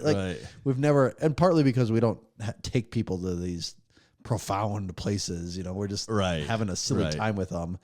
So people might have these really profound statements, but we usually don't get to that point with them because that's not where we steer them. Right. So, I don't know. We've had a lot of really good guests. What was the other part of the question though? Who are you hoping most to have on? I'd love to have Brock Lesnar on someday. I think that'd be really cool. He's high on my list too. That's if you're going to say someone, that's probably up there too. Not just because he's a famous wrestler, but because a famous wrestler with the Western Northeast South Dakota tie-in. Mm-hmm. That I'm like, that's what would really make it an interesting, fun conversation for us. Because it'd be cool to have on The Undertaker, Stone Cold Steve Austin, Goldberg, you name a wrestler, The Rock, whatever. Of course, those are all big, cool achievements. But Brock Lesnar's different because he's from here. Mm-hmm. He's got that tie-in. Yeah. And he is also a freak, too. But right. Yeah. If I had to put someone on the short list of people I'd like to see, he'd be hard to not have him at the top. I guess if I had to name two more, I'd probably say like Arnold or like Brian Shaw. Would both be way up there too. Sure, Arnold, I guess. Like that's the pinnacle of this industry, I suppose. And like very unattainable and non-realistic. Yeah. Yeah. Or if we're just completely making up, if you're just completely making up completely unrealistic people to have on, it's like, I don't know. Yeah, Arnold, Michael Jordan. Right. Who would be? Why who's my stop list? there? Right. I guess, yeah. Some high-ranking political people. Well, I don't even want to talk to them, actually. Just to throw people a curveball, like, whoa, why is this person on this show? What's going on here? And force them to not talk at all about politics, and don't even acknowledge politics at all. Don't let them even go there. one of the Davids, will Tommy donate his hair to sick kids if you get to 50,000 followers on Instagram? No. Well, that might not be very long. Because that's going to happen soon. Yeah, we really... Well, actually, you never know. It could... Instagram could flip the switch any day. I don't know if we talked about it, but like a month ago, we had our like largest growth on that in several years. We had more growth in 1 month than we had in like 8 month periods of time before. For almost like no reason. Honestly, it was a lot of posts that were like days, if not weeks old even. Yes. Oh, it's still our Instagram feed. Like if you scroll down it, it's mostly comments about Heather Connor deadlifting. Like that's still that's post is months, like a couple months old. It has like the one post has like 10,000 comments now. It's just comment after comment on people. You know, it's like we have several videos now that went up to like 3 and 4 million views, and they don't stop. And it's just like mind-numbing comments. Like I can't even. Whenever I see it's that post, any of those posts, I don't acknowledge what the comment even is. Like I do not read what the comment is. It was probably a week or two ago, went back and saw that post, and I'm like, damn, there's still more comments in here. That's crazy. And I didn't really bother to read them because they are all just the dumbest, most idiotic comments you'd ever see. What I thought was fun, I can't even remember what the comment is, but on one of them, it was a funny comment. And this was like a week after the post. I went in and I replied to the guy's comment. I go, wow, your comment has 4,000 likes. Because his comment on the post had 4,000 likes.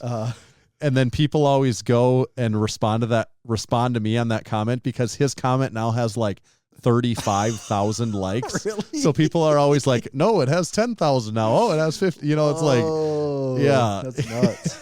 Wow. Yeah, it's something like that. Like I'm kind of making up numbers, but it's in those ballparks. It still is growing though. Is the yes, and people keep calling me out on it. That's impressive. Yeah. From Unpaid and Underrated, why does Big Matt keep avoiding the Unpaid and Underrated podcast? I don't know. Fear, I suppose, would be the most likely guess. Maybe they need to do one of those misconnections on Craigslist, and they can link that's a good up idea. that way. That's a good idea. From Big Keith, how many times did you tell the story about that kicked out gym member during the Lift Hard Leave Easy Classic? Was it just at Pounders?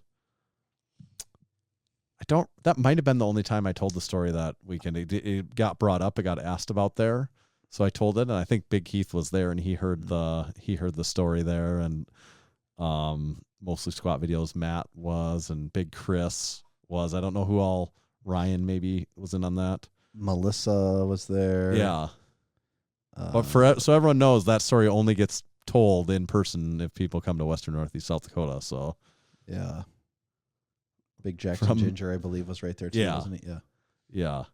From the No Wine Cellar, does Dante Culpepper bench more than Big Caden at the gym? Ooh. No, Big Caden benches quite a bit. Big Caden he benches a lot. Over 400 pounds. Also in his 20s. Dante's not a young guy anymore, and he's asking this because of Dante's locker and residency at Massenomics gym. We don't talk about it a lot, and I've actually said too much. I'm not going to say anything else about that right now. I have to add a comment. I do like how Big Alex in the Discord says, still think Brooke Wells would be cool to have just to taunt Tyler.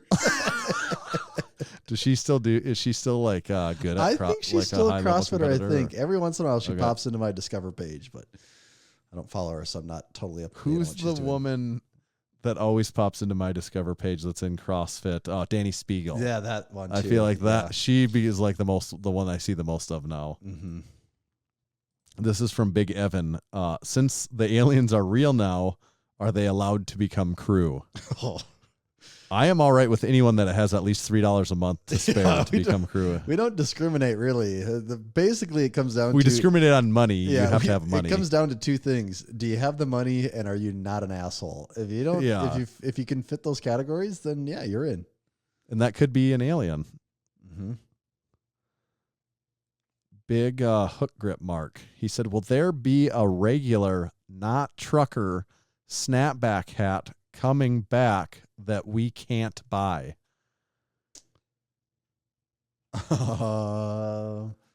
So it depends. So my question is, this a trucker hat? Well, Doesn't a trucker hat typically have a higher profile than this? So I was going to say is the A definition trucker of hat trucker is like hat. our old camo lift hats. Well, I think a lot of people do they I don't- think a mesh back well, I hat don't is a co- trucker I don't hat? completely agree with this definition, but I think a lot of people consider anything with a mesh back to be a trucker hat. But that's which- not what a trucker hat is. I wouldn't with a mesh necessarily. Yeah, back. I wouldn't necessarily say that. I'll also say even the Trucker bill. is the profile is part end of snap, and I think the profile and the mesh and the height all make a trucker. Yeah, but what was the question though? Would it ever? Will there be a regular snapback hat that's not a trucker? Oh, So what would you say? Just not a mesh back snapback? I think that's what they're asking. It's Yeah. been a while. We used to have the OG logo with, remember the New Era snapback? That used to be the only Right. Massenomics hat So I it would was ever flat wear. bill. It was a Because flat bill. what I'm wondering, what's like? There's not that many snapbacks that aren't a mesh back as a common hat. Yeah, hardly it's anymore. pretty, not super common there. But there is something in the works. By my definition, it would fit what you're talking about. I don't know, but I don't know about his definition. Mm-hmm. Yeah, new things coming in the hat. Big things coming in the hat game. Stay tuned. For you all not to buy. Preferably, do not buy our hats. From big Tom Swartz, Spotter and Loader Crew. If you could choose one restaurant to open in Aberdeen, what would you pick? That's an interesting question. Well, it is, because is it just what restaurant do you want, or is it what restaurant do you think will be financially successful in Aberdeen? I took it as just what do we want, not like what restaurant do we want to open up and run ourselves. Okay, Like, so if you I was guessing just like what are we selfishly want to. if you could just have one in Aberdeen, what would it be? Right. Boy, that really opens up. I would maybe go a second Taco John's a little closer to my house. Why not? Put it right down the street. I know what I would pick, actually. I would pick because if I'm going to say this, I'm thinking of places I actually go. I eat out very little, so most of the time it's not that relevant. Like I'm eating out like one meal every 10 days or something Yeah, like that, or maybe one every 2 weeks. So I don't care. So what I want is something I'm going to go to and something we don't already have, which would be Chipotle. I would say open a Chipotle, because then instead of going to Qdoba once a month, I'll go to Qdoba once every other month and go to Chipotle once every other month. And it's then a little bit of variety because the flavors are slightly different. See, I don't think that's a bad answer, but if I had to be critical of that one, I'd say it's too similar to Chipotle. I want something. It's almost exactly the same. I want something that's more different. I would Yeah. say get a Raisin Cane's up in there. We're getting Oh, chicken fingers that'd be a up good in choice. this biatch, and we're going Yeah. getting that cane sauce. I wouldn't be against that choice. It's either. a little Some different people on might the- say Chick-fil-A, I Yeah, suppose. some people I would don't- probably say that, but I think now after having them all multiple, actually I'd be fine with any of the chicken places. I think maybe I'd say Raisin Cane's though. You know, you always want the one you that's a can't good have. choice. I'd be down with that if that got trumped over. I mean, choice, that's I'd be fine with assuming that people already know that, our first choice would be Applebee's and Chili's, and then, the third Right. option on the list. Well, people had such a huge boner over us getting a Buffalo Wild Wings for years. That's what everyone used to talk about forever. Is like, when are we getting a Buffalo Wild? you mean the food that every restaurant bar in town already does? That's kind of my opinion, but okay. Mostly squat videos, Matt. What's the largest dollar amount single order that you've ever received? I can't remember the specific dollar, but it's over $400 Mm-hmm. that somebody placed. And I'm just talking of just like merchandise purchased from us in one order. We've had several over 300, but we have one person that I think was maybe, I don't know that we've ever broken 500 because I pay attention to that. Yeah. Which on our store, outside of Drink Spotter, the most expensive item is like a $50 sweatshirt, $55 shorts maybe. Right. So that's buying a lot of items to get there. For the most part, our store is $30 t-shirts. You got to buy a Right. lot of $30 t-shirts to get to the $40 mark. Yep. Or to get to the 400. Yeah, yeah. to the 400 mark. So yeah, that was my guess was going to be over 400. I, off the top of my head, couldn't think of a $500 cart, but No, I think we have broken 4. From Big Jen, what is the most masters thing you have done or do on a regular basis? Most Masters thing. Dude, I just think I wasn't even going to bring this up because I don't like to be a downer, but man, Monday, I just felt like I'm old. Everything's falling apart. It was, the list was insane. So we were in Okoboji this past weekend. Oh, yeah. Apparently, something just bit my legs like crazy. I don't remember anything ever. If you told me it was like poison ivy, I'd believe it. I have red spots all over my legs. They itch so bad. So that's one thing. So I'm already annoyed and feeling sick by that. I guess I just sleep weird, so my back kind of hurts there. Then I go to the gym. I'm so tired and lightheaded. It sucks. For the first time ever in my life, halfway through a squat, my knee started hurting. I've never had knee pain. Yeah. It lasted like 5 minutes and then went away, so I was happy for that. And then I'm leaving the gym, and I go get the mail out of the mailbox, and I get a paper cut from one of the envelopes on my finger. And I'm just like, why? Like, what is it? Just everything sucks, and this is bad. Yeah. And I was so tired after it. So I felt very mastersly there. Big Scans did say, he did remind me, there was that time I fell on the ice too. That's a pretty masters move, is to fall on the ice. That's true. That's true. So those are probably my things. Yeah. Gosh, I don't know. That's a really good question, but a difficult question that I'm not thinking of something readily available. I would say maybe it's like the maybe almost like the reclining in a chair and just like being unattentive to things, like I feel like that's a kind of a master's just resting my eyes to do there. I don't know. I don't have a great answer to that, but I'm maybe I have to think on that one more. Big Jen also said, one merch item you would create if you had no restrictions or consequences. Ooh, who asked that question? Big Jen. That's a good question. Yeah. Boy.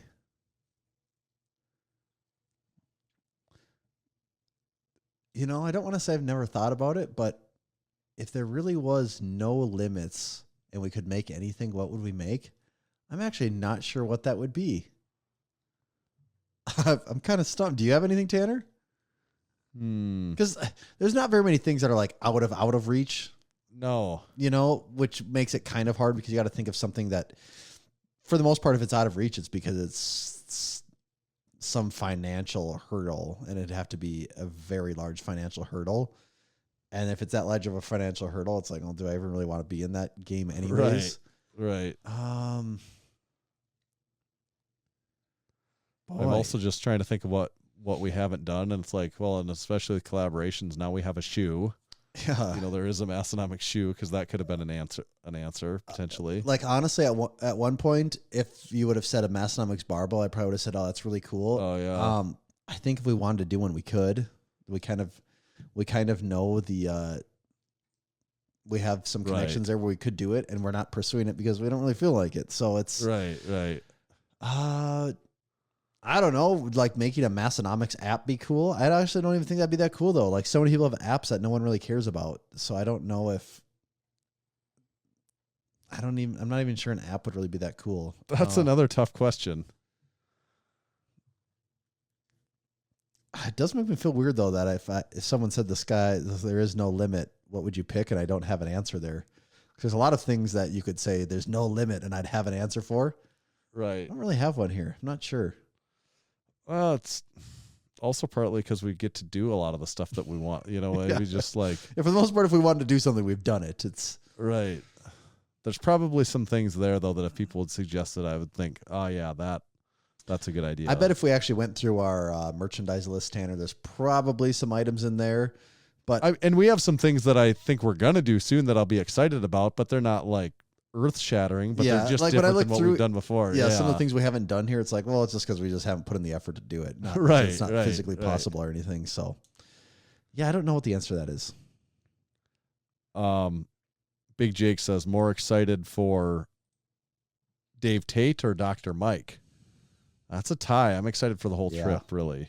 I agree. As a cop-out answer, I think that maybe afterwards we'll be more excited about one of them than the other. But right. I'm very excited about going to Elite FTS and stuff, though, so that'll be cool. But also Dr. Mike.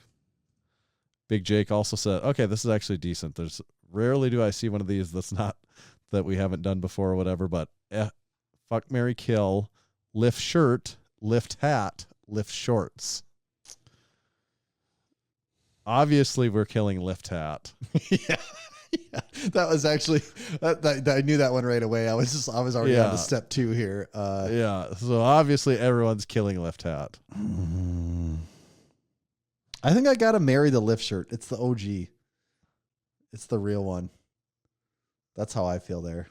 Yeah. It is it's the original thing. But lift shorts are tough because they're a cult item. A life of their own item. I think that's the right answer, though. I would agree with you. Because it's the shirt's the original thing. Yeah. Big Keith just says Oliver Anthony. Have you heard this song? Do you know who Oliver Anthony is? He's like, of the top 10 downloaded iTunes song, legitimately overnight, he has like 8 of the top 10 songs. And he has he went viral in less than a week. I see this picture. Yeah. As soon as I see the picture of him, this is on Instagram all day, every day of this guy singing. Of just this week, though, because this guy had like no followers and no downloads until this week. And now, like, of every genre of song, he is like, his songs are 1, 2, and 3 in iTunes over the last week. Which I think is kind of crazy the way that music works now. I thought it was just an Instagram thing because that's the only place I would see it. I didn't realize that it actually was turning into actual music listeners. No, it's I think everyone's after him now. Like, I'm sure he is as much as someone could be an overnight, almost like by definition of the word, like he woke up one day, nobody knew who he was or cared. And now he is like, I mean, still not a household name, but like he's going to be, rich and famous overnight, essentially. But it's just, I think it's kind of cool how music works in that way, though. Mm-hmm. Now, how I like that. Yeah. How I'm like, oh no, you can just be a good songwriter. Yep. There's and opportunities for you to break through. Whereas 20 years ago, okay, someone sees you if you're lucky, and then they'll fly you out somewhere, and then you can record some songs, and then they'll put it on their label, and then like 8 months later, people might be hearing it. Yeah, because I made that meme today of Richmond, north of Richmond, and it was us sitting in stacks of cash with the shorts. And that's what I didn't know. That's the number one song. Okay, yeah, that's the most popular one, and it's I think he's popular because it's like a 99% versus a 1% sort of thing, like that song. It's not actually. I think some people hang on to it as political. I actually looked it up. He is not partisan himself. Like, he is not right leaning. Even he just is more of like calling out the blue collar, from the have-nots, and the working man. Right. And that something like that can go that viral because when 99% of the population can potentially resonate with it. Oh, because everyone feels like they're getting screwed over. Right, exactly. Even rich people actually feel like they're getting screwed over a lot too. That's true too. So everyone's like, yeah, the man. Screw the man. Right. Big Jake the Snake said, maybe we already answered this, craziest idea for a product that never came to fruition or even got past the idea stage. We have a lot of products that we just randomly throw out that never really get past the idea stage. I mean, I'm looking at our list right now. I mean, there has to be 100 and some ideas in here that we have not made yet.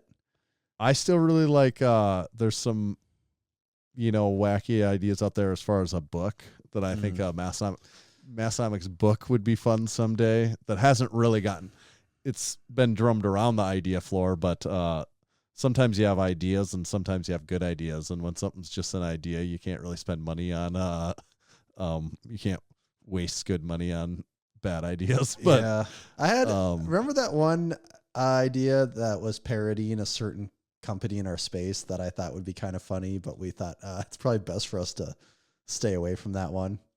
Which one? Now, what kind of product? Like a major equipment manufacturer. Yes, I do know what you're talking about. Yes. I always thought that would be really funny, but it's like, I do know what you're talking about. Yes. probably puts too much much target on us. Right. There was that. Yeah, I mean, we have a lot of ideas in here that I think are funny, and I mean, a lot of them will turn into shirts someday. But Yeah. Big Keith says, "Do you have the new meat picks hanging up in the gym yet?" No, but I have been trying to figure out what I want to get from that. I want to get the group pictures hanging up in the gym, but it's like, how big do I get those? You know, can I put them together? Do I frame them separately? All that. Also, like, probably want to get like the meat poster frame somewhere for that to put up, but I have a lot of things that need to get hung up in the gym and not a lot of wall space. So one of the most precious resources. Yeah. Big Brand says, could Massenomics ever turn into a full-time job for you guys? We've answered that before. I think not impossible. Yeah. Just gotta. We both have good. The biggest limiter is we both have good jobs. Yeah. And families and wives and kids. So. But on the flip side, if all of a sudden we have 1 million subscribers on YouTube, life's looking pretty different all of a sudden because a lot of people are seeing our shit now. So, or if whatever else happens, and all of a sudden we're selling 4 times what we're selling now, and I don't know if people. Well, yeah, okay. Your financial obligations are way different when you have a family and kids in daycare. But I don't know if people realize how many $30 t-shirts you have to sell to like really make money. You know? Like, it's a lot. Yeah. Especially when you think about the margin and not the gross sales dollars. And then the fact that you're, paying, your withholding or whatever on top of all of that too. It's a lot. Yeah. This is from Big Chris from Rapid City, South Dakota. How many cacti are at the house of Baird? A lot. I don't know the exact number. Anyone that was here saw a taste of what you're looking at, and it would be hard to put a number on it. I mean, it would be physically hard to count them. You would need you need to put them aside so you don't get them mixed up. Yes, right. Yes, hundreds. Probably a 2-person no doubt. job. Yes, definitely hundreds. Repeatonomics. Always good for something here. When is Larry Legend going to get called in from the bullpen for an interview? We can make that happen someday. The problem with him is going to be, I think Larry's a bit of a early to bed kind of guy. He is. And this is a little bit of a late night kind of show. That's true. It could happen, though. Yeah. I would not rule that out. Big Scant says, has the buzz around the Aberdeen about the Lift Hard Live Easy Classic stopped yet? Yeah, I guess it's probably stopped. It's died down finally. Yeah. There was a buzz, though. There definitely was a buzz. And I mean, it'll be something that people bring up to me for years when they see me, because that's just the way things work around here. But I'd say, the buzz actually has died down. What is the airspeed velocity of an unladen swallow? Hashtag has Tommy seen it? What is that from? I can't remember. What is that from? Is that Monty Python? That's Monty Python. That's Holy Grail. Yeah, I've actually never really seen that movie. I've seen parts of it because it used to always be on TV all the time, but I've never seen the whole thing. Yeah, I knew. I'm glad that I remembered that before having to look it up. That would have been not good for me. So have you seen? You're saying no, has not. No, seen I've seen it on TV. I mean, I've seen parts of it on TV. Like, it's one of those movies that used to be on a lot, but I've never just seen the entire thing. Recentonomics coming in just a couple after Repeatonomics. What weighs more? What weighs more? Okay, so this is it's funny. They're doing a callback to our What Weighs More game. I see what's going on here. If you think back to when we used to play What Weighs More. What weighs more, Gen 1 podcast episodes or the Gen 2 upgrades? And I like his use of saying Gen 2 upgrades. Yes. So is it Gen 1 and Gen 2, or is there there could be more distinctions than that even? Oh, to me, there's like a lot more distinctions than that, isn't there? But if she says Gen 1, he's saying Repeatonomics time frame, I think, which would be up through episode 124. Okay, yeah. So, True. Yeah. What weighs more? Well, the it's a fact. Gen 2 way more. They're larger episodes, bigger file size. So, is there a mass to file size even digitally, like in some way, like to a microscopic level? Is there any amount of actual? I suppose everything but it's all, isn't it all like almost like magnetic the way it all works with all that shit? I don't even know. It's all electrical, isn't it? You're the I don't tech know. guy. Is there like to some tiniest level, is a file being larger? Does it actually like I don't know. take up more earthly space or weight in any way? Maybe it doesn't at all. I wouldn't be surprised if it does not. It's just like matter moving from just this matter has the switch flipped on it versus I don't know. But like a piece of hardware that stores information, like physically, the bigger it gets, the more it can store within reason, right? Assuming the same technology or not. Well, like if you want a 1,000 terabyte piece of storage, it's going to be bigger, right? Well, yeah, but I'm just like saying, well, let's just say we have a 128 gig SD card. Like that's always been in there forever, no matter what. That it's there no matter what. Yeah, it consumes. It doesn't change. Yeah. It's solid state. There's no moving pieces to it.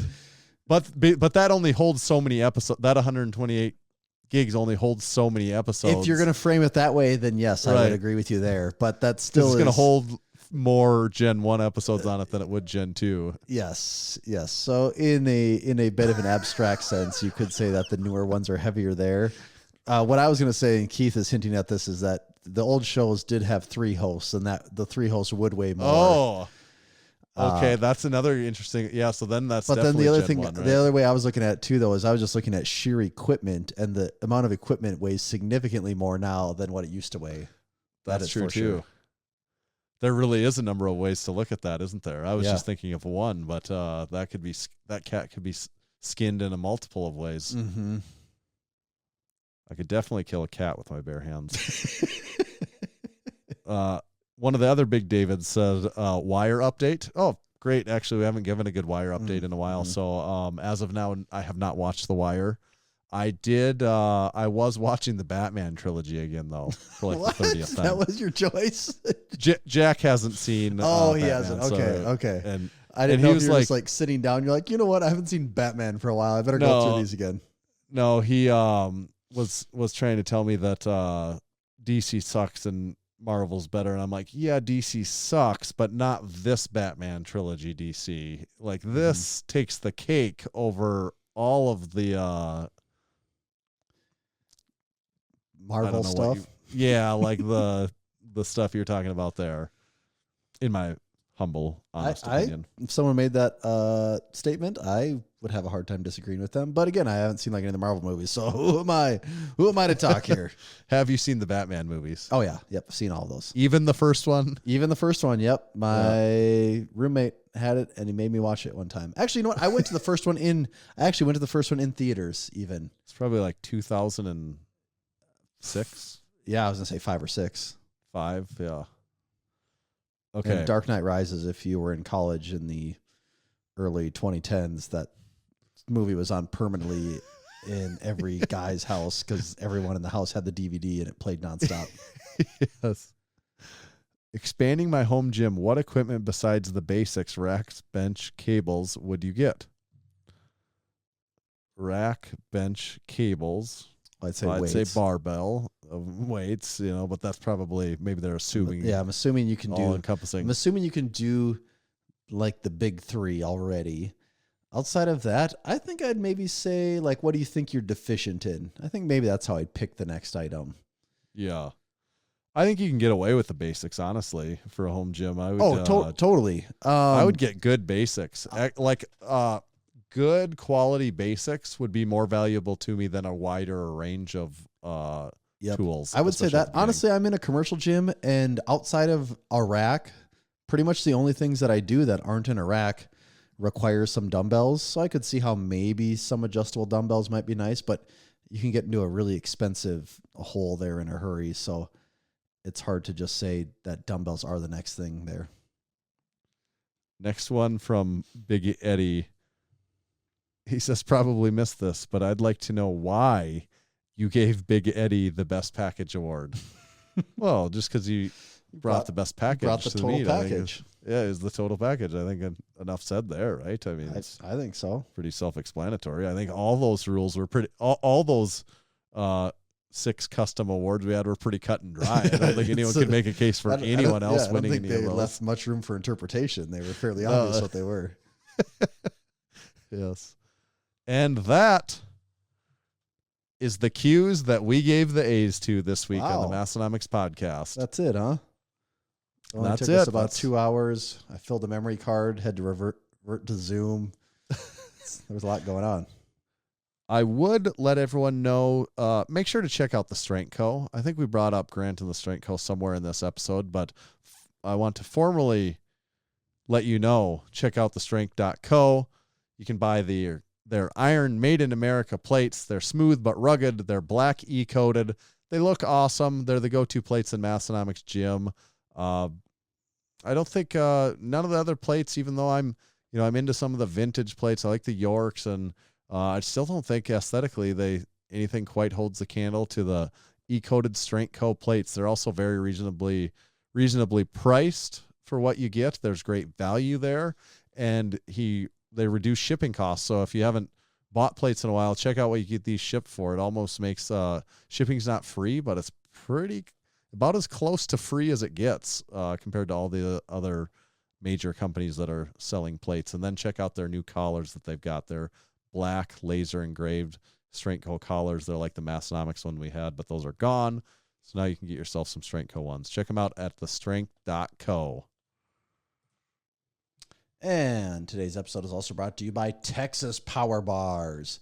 Buddy Caps first started lifting weight in the late 60s and began powerlifting in the mid-70s. At the time, he was working for Image Barbell building gym equipment. Around 1976, a local machine shop started making Olympic bars for them, calling it the Image Bar. In 1977, Image Barbell became Champion Barbell. It was then that Buddy started looking at the bars with an intent of changing them for the better. In 1979, Buddy bought his first lathe to begin addressing the known issues. In 1980, his passion, drive, and purpose now had a greater mission. Buddy set out on his own to make what he believed was the greatest bar he'd ever seen and trained with, and the Texas Power Bar was born. I'm going to add in one more very important date to this timeline, and that's 2023. Buddy brings about the 29mm Texas Power Bar and blows away everyone inside Massenomics gym with the best knurling and a maintenance-free bar. Hundreds of state, national, international, and world powerlifting records have been and continue to be set and broken on the Texas Power Bar.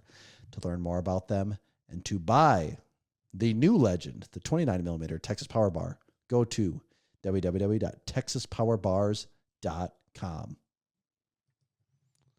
Thank you, Texas Power Bars. Thank you to all of our sponsors, and thank you to our supporting members. We've got this little segment that we like to include each week called Supporting Our Supporting Members. That's what we're going to do now. Our supporting members are those that choose to go on our website and sign up for any of our various levels of supporting membership. It's the massenomics.com/join. That's where you can go to get signed up. We'd love to have you join up, whether you buy a medium amount of merchandise from us, or whether you buy a $450 order from us, or maybe you don't like buying any merchandise from us. You just like to any of those merchandise support. Yeah, you can still become a supporting member. We'd love to have you. It's probably it's definitely in our top 10 list of things we could have you do to support Massenomics. It's right up there along with like, comment, subscribe. We would have you say get a supporting membership. And then each week we give back to them. They get their discount code, all that stuff, access to early info on drops, everything else. But then shouting them out on the podcast. And this week we had Big Quinn. Said he had his first mock meet today, and he's 8 months post-op from a full hip replacement. And he had goals of hitting a 185 squat, a 295 bench, and a 225 deadlift. Well, he blew those all out of the water. He ended up hitting a 245 squat, a 300 bench, and a 315 deadlift. And I would say post-op from a full hip replacement surgery in less than 12 months, that's quite the accomplishment. That's a hashtag road to recovery right there. That is hashtag road to recovery PRs. Then we had Big Catfish. He got second place in his heavyweight novice strongman competition. It was Alabama's strongest. So congrats on the second place, Big Catfish. Then we had Big Scants completing his month-long strength sport gamut, where he started it off here by powerlifting at the Lift Hard EVZ Classic, following up the following week by competing in Highland Games, and then this last weekend, the third variation of strength competition in 1 month, which that's quite impressive. I've done all three in a summer, but never in 1 month. That takes wild. time to get to that level. That's wild. And he got first place in the lightweight masters class, of course, masters. And then Big Dan took his arm tattoos to a strongman competition. He brought his arm tattoos along with his Crocs, competing in Crocs, an excellent footwear choice for a strongman competition. He finished 2nd out of 10 and qualified for nationals. So good work. Also, they did a fridge yoke carry, which always looks cool with the refrigerators on each side of the yoke. Yes, it does. Then Are the fridges filled with pea gravel or just regular fridges? I think sand. I mean, these Sand, people aren't okay. psychopaths. Yeah. They're not totally unhinged. Big Mike Benner hit a new baby PR. More new babies. Woo. The new babies just keep popping out everywhere in the crew. Yeah. And Be speaking careful of the around crew, these parts. no kidding, you just get people pregnant spontaneously. Speaking of crew, then Big Colton was on this week's episode of Unpaid and Underrated, another Crew Falls crew member. We really do have a very strong presence down here, don't we? It is strong and growing, I think. We got a really strong Sioux Falls crew member contingency. Might have to do like an in-state Sioux Falls versus Aberdeen competition of some kind one of these days. That's true. We probably still have quite a few more in Aberdeen just because there's so many gym members that are actually crew members. Yeah. Well, Mason, that's actually a double whammy because he left Aberdeen and went to Sioux Falls. So He's on that's our a side two. now. That's a two person flip when that happens. That's a swing. Yeah. Huh. Might have to do some adding up. Yeah. I'd have to get Larry to join up. I have to think about that. Yeah. Yeah. Okay. So thank you to our supporting members. We'd love for you to get signed up also if you're ever interested in doing something like that. We'd love to have you in the crew. I think you'll have fun. There's a whole community of like-minded individuals that like to have a good time. Also, you could leave us a 5-star review on Apple Podcasts. Got to start asking for those again someday because I forgot what it's like to ask for those things. that's the thing about the 5-star reviews on Apple Podcasts. You don't get them if you don't ask for them. I've noticed that. Yeah. You got to ask for them. You got to beg people for them actually to get them, and then they start coming. You start guilting people into leaving a 5-star podcast review, and then they start doing it. What else we got? Stay tuned for our drop coming later this towards the end of this month. Got a couple special things in there. Yep. Next week. Oh, anything else, Tommy? I do got to say one thing. I forgot about this until just moments ago. So I mentioned earlier, I did go to Okoboji this past weekend. Was it fun overall? It is. besides the bug I'm bites? kind of a lake guy at heart. So anytime I can be on a lake and the weather's nice, I mean, that's kind of my element. I love it. And luckily we had 2 amazing lake days while we were there. So it was great. Everything was fun. The kids had a good time. It was good temps. It was like 86 and basically no breeze both days. Like you can't hardly beat that. So were you on like a boat and stuff on the lake? Yeah, or one what? day we rented a pontoon the one day, so we had that. Yeah. And then the resort we stayed at has a beach out front, so then you can play there the rest of the time. But have you ever been to Okoboji? I can't remember if I've ever asked you this. I've been there one time, I think, and not in like a meaningful way. So no, I don't. I really know. I know almost nothing about it. Okay, Like, let's so just it assume I is know a nothing really about big it. lake. Like there's clearly a lot of money there. A lot of people with way too much money there. Like it's obvious just with the boats going around too. But there is one part of it. It's called Arnold's Park, and they have like this amusement park, which, I mean, to be fair, like that whole area, they've developed it a ton, and it's very, very nice. More for kids for sure, but they have they have a full wooden roller coaster there. But like my boy loved it. He had all these rides to go on. It's basically like a fair, Right. you know. He has all these rides to go right. on. He thought it was great, and in that same area where this is, they have. And this is right on the lake. They built this big like permanent stage, and they have musical acts there all the time. And we're standing there, and it said the musical act was L King. And I read that it's Ellie King is how I would read it, but it's L King is how you pronounce it. I'm like, no idea who that is. So go on Spotify and type it in. Are you familiar with the name at all? No, I don't think so.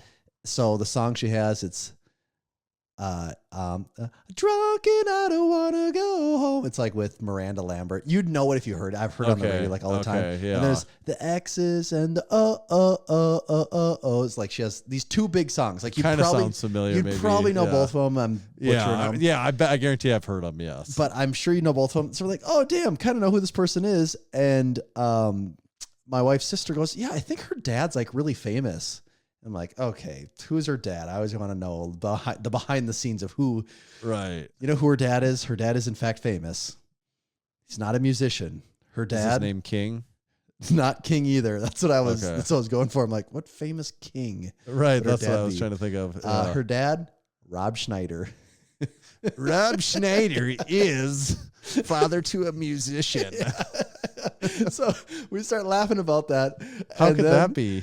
I don't get it. And she has the most country, like bluesy sounding voice. Yeah. And my wife is just like, why does her voice sound like that? She says she's from Ohio and her dad's Rob Schneider. She should not sound like that. Yeah. You would think that she like grew up in the South in the frickin' 20s, the way she talks. But, so that was funny. But then, my wife's sister, she goes, what does Rob say in that one movie? Doesn't he say something about being Jessica? And I go, it's me, Jessica. And we were talking about that on the podcast when I think when Jessica Bittner was on. I'm like, yes.